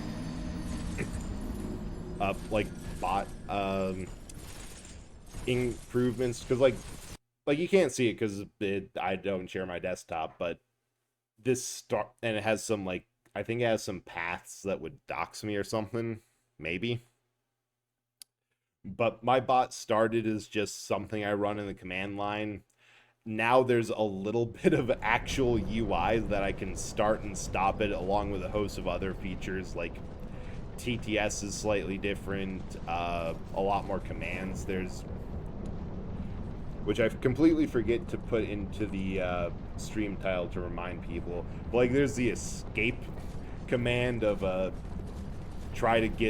it randomly generates a number, which I know a couple people have those set up, and I've always thought those were kind of funny. You know, I have nothing more to lose, so I can continue to throw myself in vaguely ineffectively at things. Do I have, like...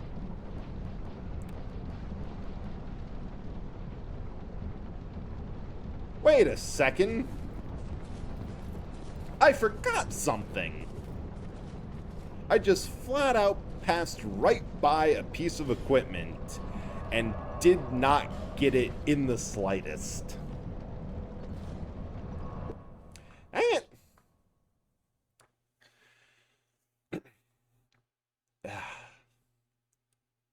But you just never have energy when you have the ideas.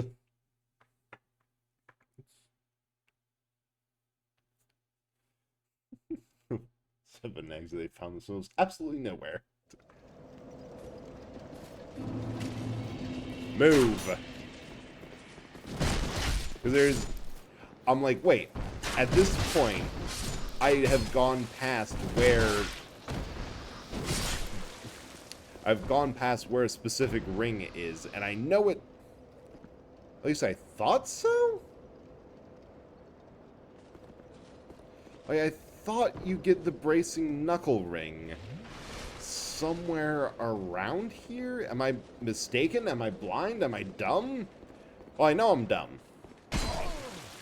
That's just a state of being that I have tuned into a type of philosophy. But I could have sworn that it was like...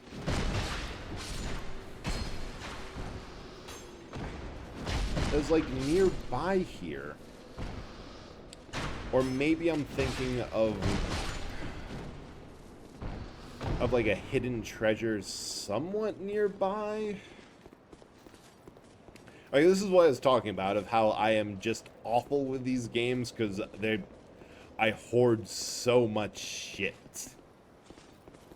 Because I don't use this. This is not a linchpin in my build. This is not important. It is just, I know I have it. I know I usually have it. This is a thing I own. That at this point of the game, I normally have the thing. I do not have the thing right now, and it annoys the absolute hell out of me. Because I thought it was possible to get... Well, I hate this. I can't believe they did this to me.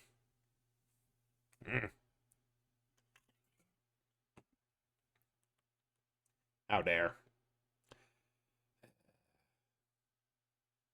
How dare they? Also, I really have to rebind the angry face away from 0+3, because that just makes it look like I'm angry at these bread rolls for being able to stretch. How dare they be so limber? Alright, what was I doing? Where was I going? What was happening? Oh, right! Throwing myself over and over into a place of limited utility and possibility. For the possibility of a little bit of reward. Okay, we don't have 4 of them, which is a big improvement. Love that for me.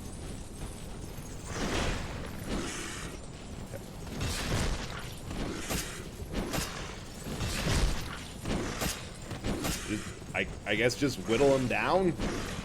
Try to circle them so the same one...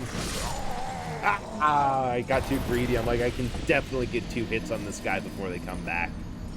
But there's so much loot.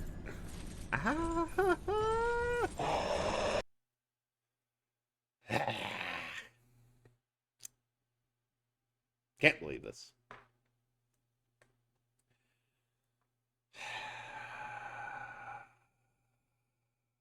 All right, we're going to just continue on with it. We will come back to this when we have more everything. First and foremost, more health and attack power. Although I think there's like something else. Oh yeah. Oh, sweet, we got that already. Oh, because this part is cool, which I like this. You can't break this unless maybe you have like a supermassive weapon. So you have to bait this thing into physically hitting it. There you go. And the nice thing is that it stays open, so you don't need it every time.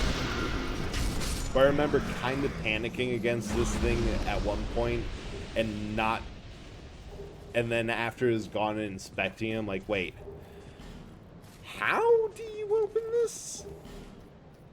And of course I didn't try it with like a properly oversized weapon, so maybe hitting it with a great sword would have worked. We're just going to... Yes, he's isolated. He's weak. He is not weak, but...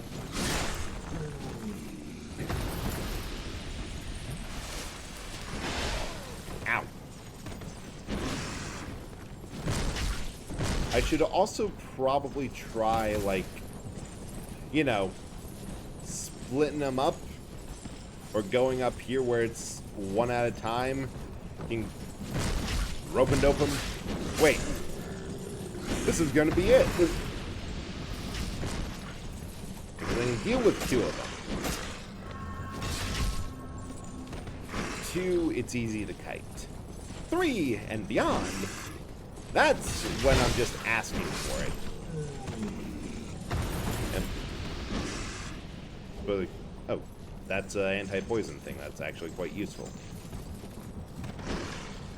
And the rest is just, at this point, I just have to not get greedy. Hard thing, but a lot more possible because now I feel comfortable in like circle strafing and get... So that's really the thing with Dark Souls 2, that it really asks you to play in a different way than 1. And it's not like Elden Ring, which asks you to play in a different way than Dark Souls altogether. But it more... Ooh, Titanite Shard, that is very important. Because that one was large. Because that one, I feel like with the Elden Ring, it asks you to do things in a way that kind of... Oh, and there's just a small dude here. That's, like, radically different. And the sheer...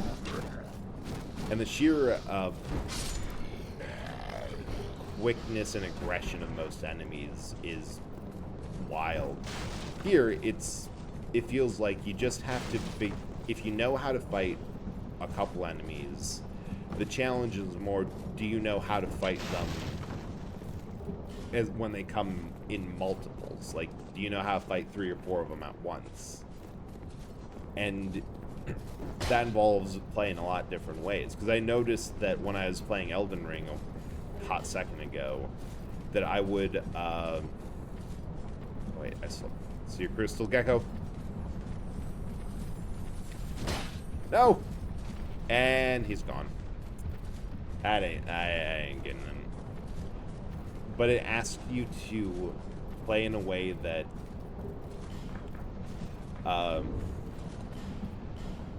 like this game asks you to play in a certain way, and wait, oh, so cool, blended. And if you don't, if you figure out that it's just asking for different spacing, and I should have seen that coming. I don't know why I thought that wasn't a bottomless pit. But that was sure confidently wrong.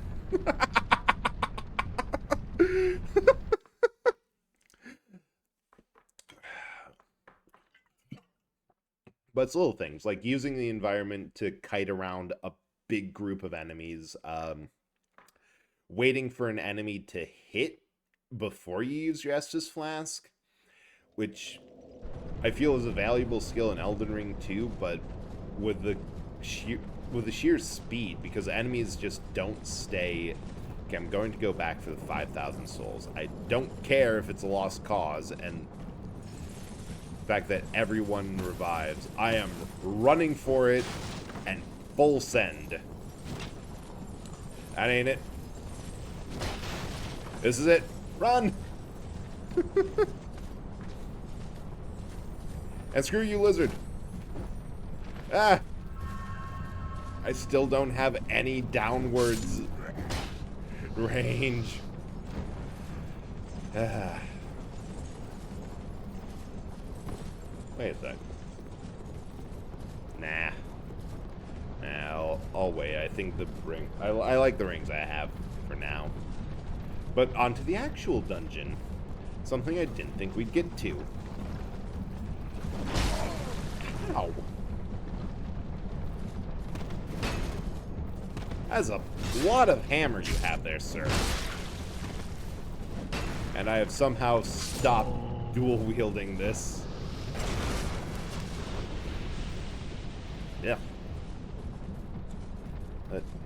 Ooh, wait. There's a stupid thing you can do. Because now he's poisoned. Ow! Really poisoned. And I really want to see if I can proc... If it procs on him. No.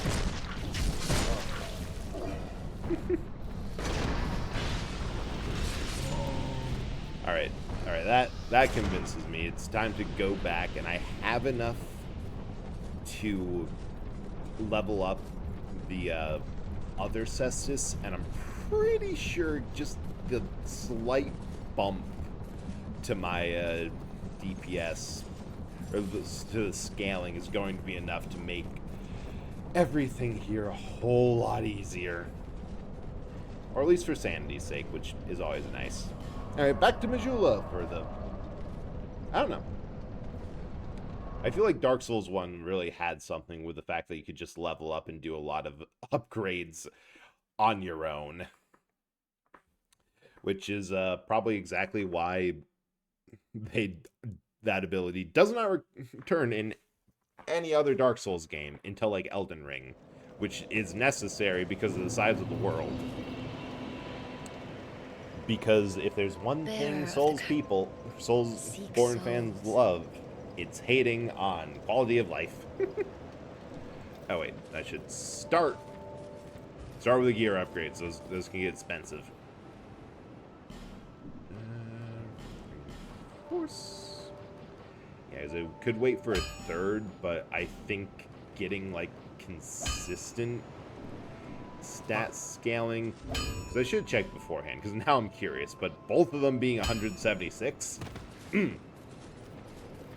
as at least like 10-ish points. Fading Soul. I love the fact that there's so many Fading Souls of like small, because like the souls I've always thought as being like the wallets that various other adventures left behind. I'm just going to spend them all.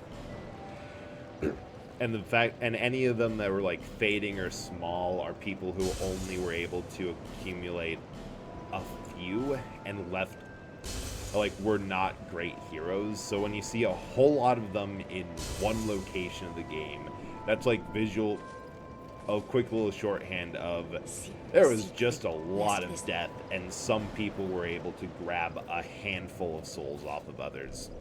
Oh, hell yeah. Yeah, just 2. But I am looking forward to the point where I, like, am able to steamroll a couple of upgrades at once. Because that the higher I get my dexterity, if I'm able to get that up to like the hard cap of 40, that's just going to be a whole lot of fun, because there's going to be a point where, not doing too much, scaling off of dex isn't a lot. Why am I dealing 300 points of damage? Last I was at was 150.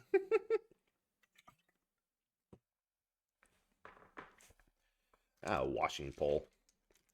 It's a stupidly long katana. Sephiroth levels. I think right now, if I check, it's, I want to see the scaling. Oh, yeah. Right now, it's B scaling with the fists, which is about, like, 1 point of damage every... It's like 1-to-1. For every point of dexterity you have, it'll go up 1. Not great. It's not terrible. I know for a lot of weapons it's not ideal, but it's fine here. There we go. 2 hits. I think it was 3 before. Oh, right. This is the one that I can trick him into poisoning himself. Yeah. I love that they let the environmental effects just tip you off to, hey, maybe you don't want to. Oh, shoot. I want to go down there first. Almost fast enough to... I think it's the overhead strike. If I get them on the overhead strike, I can just kind of... their chests, and then that's enough to cause it. Like, that's enough to kill him in 1 cycle. Oh. Right. The other thing I should really consider... That was just stupid. There's no other way to say it. I know all these pots are full of... They're all full of poison. Just, nope, completely forgot. Estus Flask. But no, I should book it back to the Merchant Hag when I get a chance. Because they have, like, 1 or 2 more block stones. And there's some good gear here. I actually need to get another lockstone and go back to the first dungeon, because there's just a large Titanite shard in the chest. Like, that is the full appeal and reason to go back. And I'm so close to getting to the next tier of upgrades. Wait. Is that a... No, that's just decorative. I thought there was a gate down, like, down below.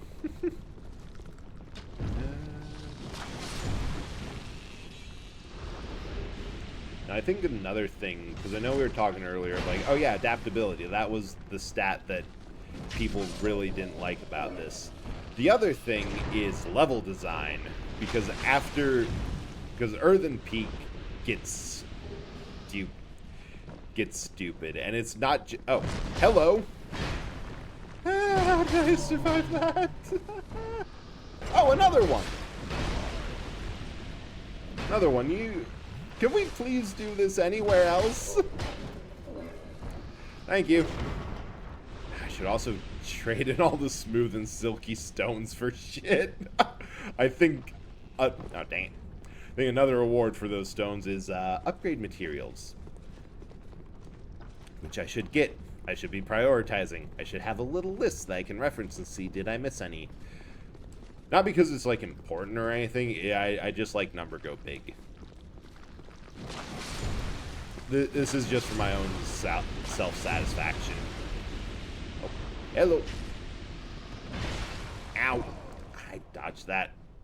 You know, maybe getting adaptability to, like, 25 wouldn't be the worst thing.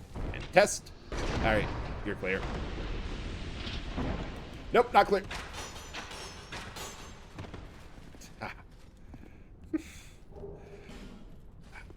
I have mixed feelings with the fact that mimics aren't a thing in, like, Elden Ring, and that they just kind of fell out of the series. Does anyone remember if they were a thing in Bloodborne 2? I thought they were. But I'm glad that the stupidly trapped Oh, you're gross. I forgot you were here. Alright, come on, Jabba the Hutt. You dang slug. Ah. I've played Pikmin. I know a slug roll. Okay, that one took me by surprise. He's rolling. He's rolling.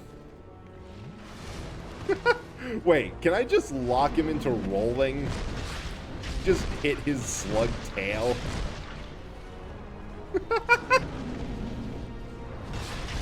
Get like a hit. Oh, strike. Ah, this thing's so fat and gross. Ow.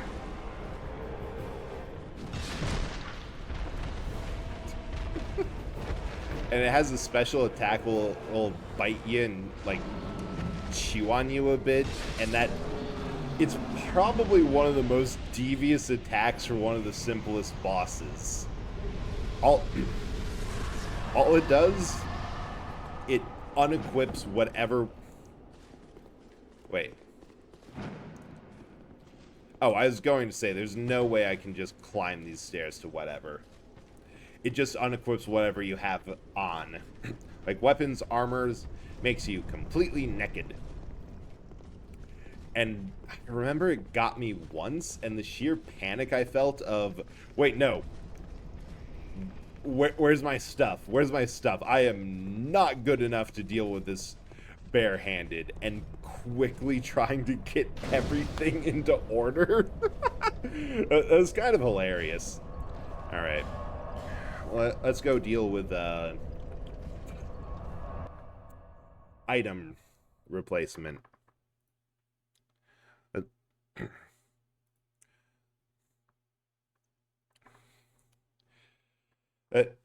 Yeah.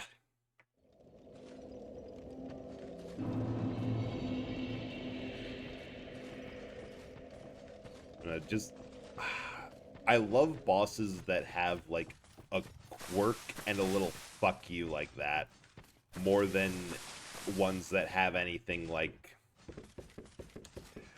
big impressive damage numbers, like, because a one shot is infinitely more frustrating than just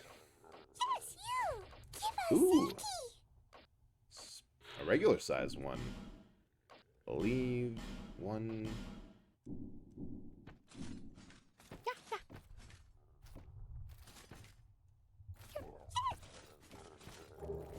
Oh, Titanite slab? Dang.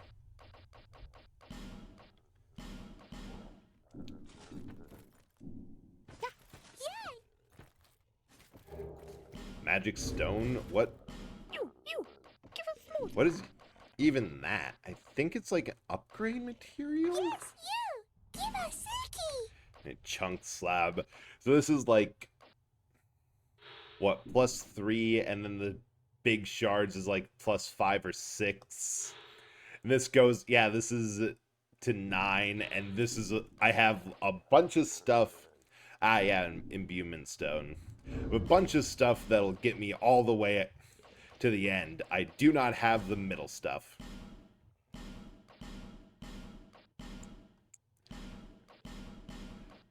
So I think I can just do this. I know if I drop a stack, they'll say, no, that ain't it. But will this work?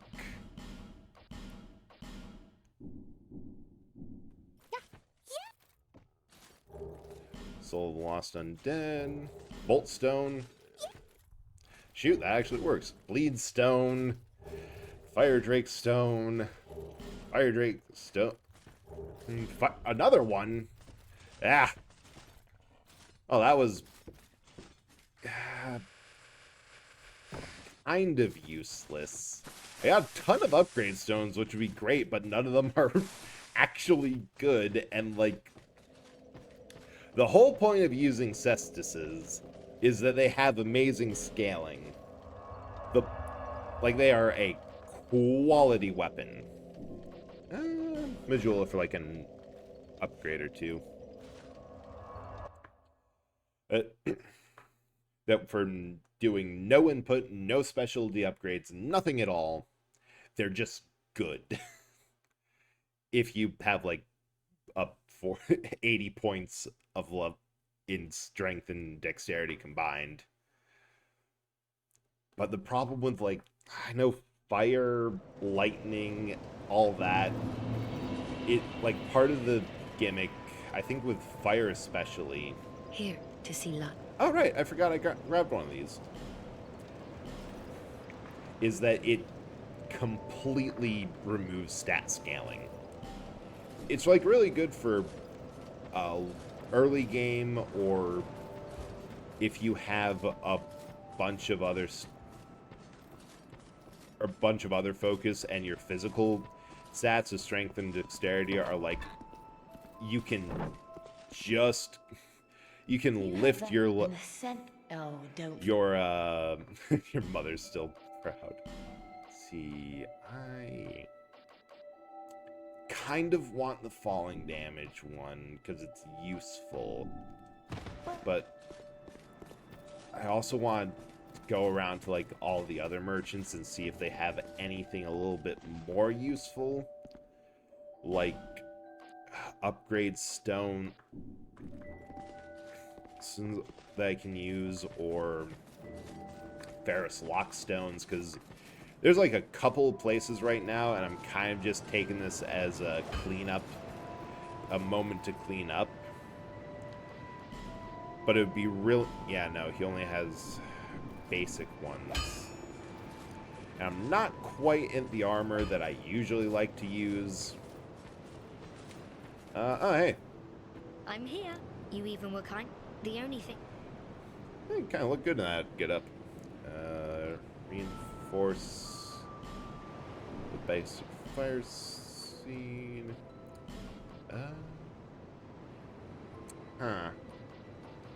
I'm tempted because I know that there's a limited amount of fire seeds in the game. Like, you need a resource to upgrade it now, and you may as well. Shoot, where is I going? Oh, right. Cardinal Tower. That's where the Merchant Hag is. Which I don't know why. I don't know why they haven't moved yet. Yeah.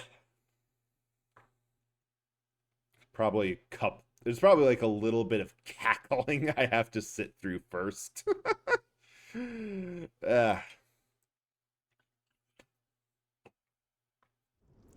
Probably had one more thing to say. My items. Oh. Raises item discovery. I will take that. I probably already have one, but you know what? Meh. One crest. Fret bug. Oh, that's fun. Get that. Solero heal. What does this do? It heals. I'm not sure. I think I'm at a place where I don't need their limited stuff anymore. Don't. My name is Drang in the Jump. Sing. It's like. It's kind of a Yep. bargain place. Now they'll show up in Majula, probably. Anyway, back there to level up and... do I level up or... No, I'm going to get the ring. I know that the next... After this area, there is the next section that involves a lot of falling and jumping with the whole mess of the hole in the middle. And I think I have is this going to be just enough to get it? Because it's like 13 1 something souls. I can't believe it. You do have the time. All right, cat. Ah, it's 13,400. Nothing's. Who can... I don't like using any of the boss souls because they might come in handy. Oh, wait. Duh, the entire reason... Like, where can I find that many souls? I only need, like, a couple low-level enemies. The entire reason I bought the frickin' Lockstone in the first place is because... Because there's a piece of Titanite in this area that's behind one that we passed up earlier because I'm like, I know I only get a limited amount of these. I don't want to buy the second one from them just yet, and it's behind it's a whole thing.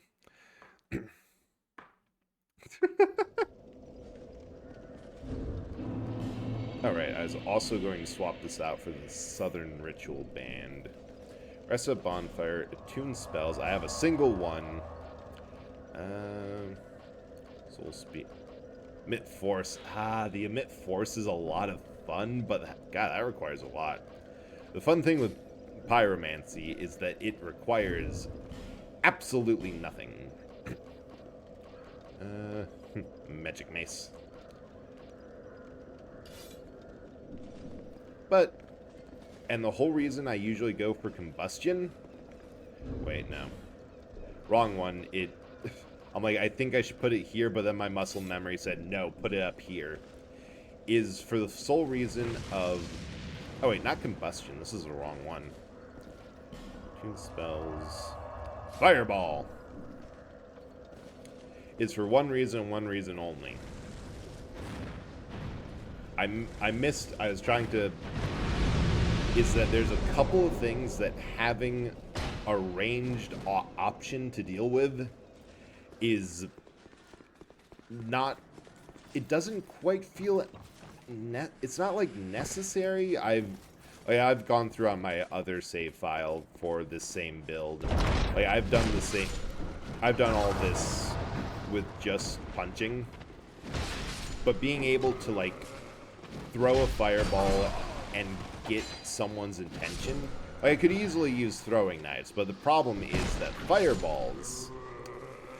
I get 10 uses, more if I get a duplicate Pyromancy and double it up, but I get more uses the more at every bonfire. Like, it just saves me time and resources. Aha! You! 2 of them, not mimics. I think one of these is trapped. Not that one. Right, this is part of a reason I don't have rings. Dang it! It's another slab. Binding. Covetous Silk Ring. Because that one's just nice. The Ring of Binding. Because I'll swap out for the Coveted Silver one, because more souls is always nice. I don't know, I guess I'll just use one of these, because I never use them. As the other thing is that technically throwables are all I need. Like, whenever I play Bloodborne, instead of having like a ranged magic, because it... Oh yeah, there isn't actually a magic in that game. Cool. But instead of like using gunshots or like the 5 temporary blood bullets you can use for a bit of health, I'll just use pebbles. Because I'm not looking to deal damage. Like, I'm going to build this largely because I'm going to upgrade the Pyromancy Flame largely because it's there, and if I'm going to use a regenerating resource that deals damage, I may as well let it deal a bit of damage, but it's never my main thing. Like, I never look into making it deal a ton of damage. Like, I'm not doing a pyromancy casting build. It's literally for the utility of... Oh, I see now that my Ring of Binding was keeping me at a very high health threshold. Oh, she loafs. You do have I love that there's time. just a cat merchant in this game. It makes as much sense as literally everything else. I'll be around. But it's there, and we're better off for it. And yep, Merchant Hag's here. Alright. It is a long time coming, but I may as well restore humanity for the start of Earthen Peak. It's not going to last for long. It is going to be nice, though. It really is. Fancy name and nifty paint are surely a merchant's effort to make this very ordinary shield more attractive. If a person is truly desirous of something, perhaps being set on fire does not seem so bad.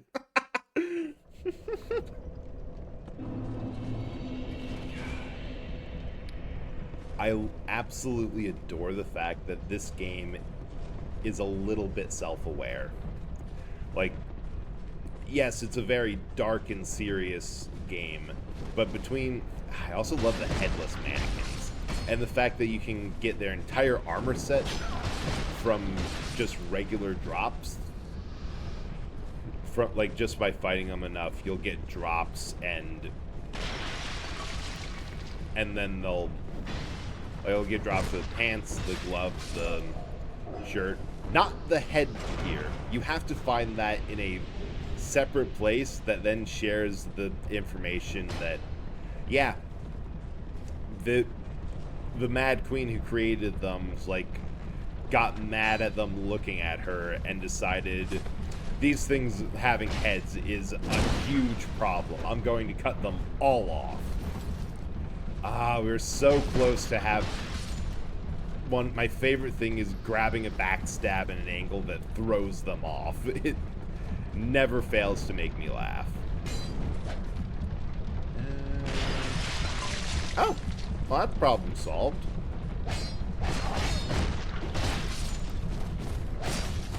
New problem found. But you know what? We'll take these one at a time. Oh. What does this do? Ah, that raises that up, so... Oh, mannequin shield. Nice. Alright, nice. Noted.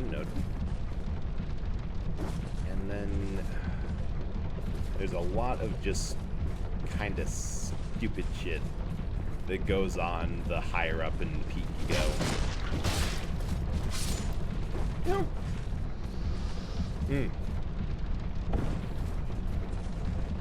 First thing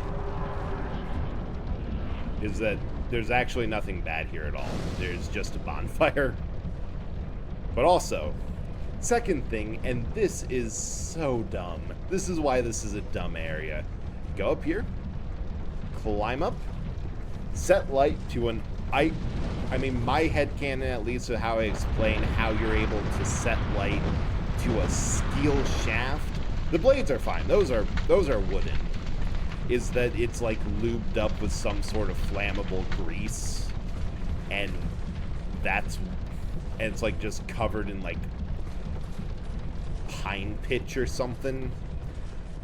But that is important. I think if I rest at the bonfire when I come, or maybe I have to die and like have the area reloaded, but it'll stop all the gears inside, but it also, the boss arena is surrounded by this pool of poison. Oh, ow! I got double teamed. But surrounded by a pool of poison that, now that I've destroyed the windmill, won't get pumped up. It's actually really useful because there's enough distance from where you walk into the boss arena that you will get poisoned, and all the poison heals the boss, which usually likes to stay outside of the arena. like most things, it's a huge pain, and it's not hard to think what the developers were thinking, because it's obvious. Oh yeah, all the gears are stopped now. Nice. This is quite obviously what they were thinking was, hey, you know our players? Yeah, screw them. And, oh, this is going to be hilarious. Ow, ow, ow. Ah, got wombo comboed. I think this is a... Now that I think about it, it might be the fact that the Red Bull I had is wearing off a little bit. But I think that this is just going... This is probably the best place to call it. Because there's a whole lot more bullshit above this point. A whole lot less below it. And I remember... Because in games, you know how you always have like that, I remember this section. This was a massive pain in the ass for everyone involved. Everyone involved being me. I hate this section, and the sheer repetition has not made it better in the slightest. Earthen Peak is that area for me. It's, oddly enough, not a place where I remember a lot of enemies despawning, but there's enough tricky encounters and, like, it's just bad enough that makes me not want to go back. And, oh god, I can make that. I can totally make that. I can 100%. Holy shit, I actually can. Wait. Oh my...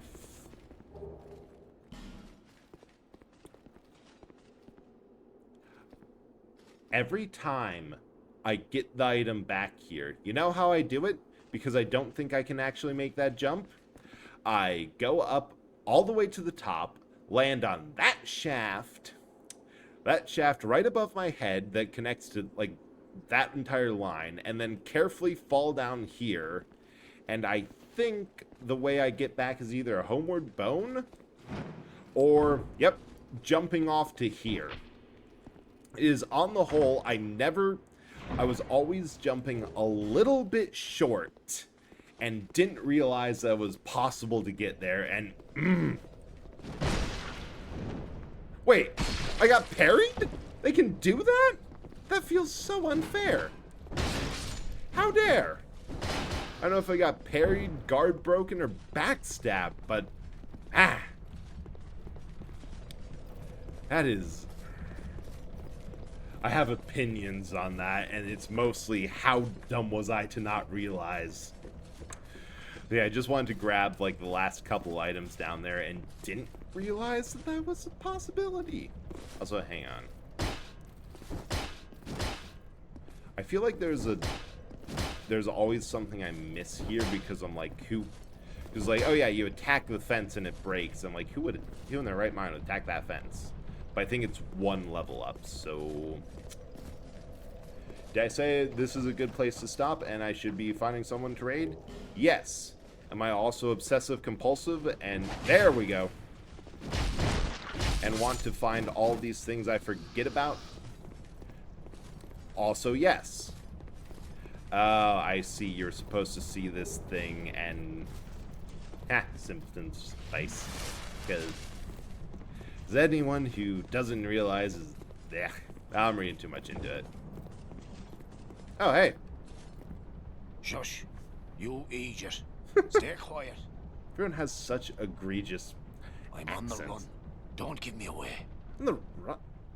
From who? Yeah. Why else would you be here? There's no government. It's got death written all over it. Okay, that is true. No one in their right mind would come to this area. You want to I can lend you a ladder. But, why, yep.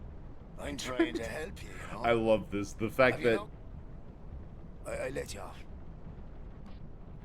I love the fact that his entire thing rendered with a cutscene.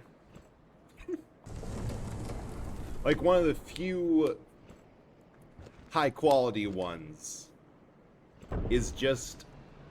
He's a laddersmith. What? That's a profession. Okay. Go on ahead. You offer it 4 times. Or just... Prostration. Right, reinforced club, whip claws, wooden shield, thief stuff. Devs know how much people love shortcuts in Dark Souls. That is true. They absolutely love it. I expected some effect off there. Last Ring Knight, aromatic use, ladder miniature. But I absolutely love that they put so much importance and ceremony on the act of lowering a ladder. Oh! Okay then. I did not expect that.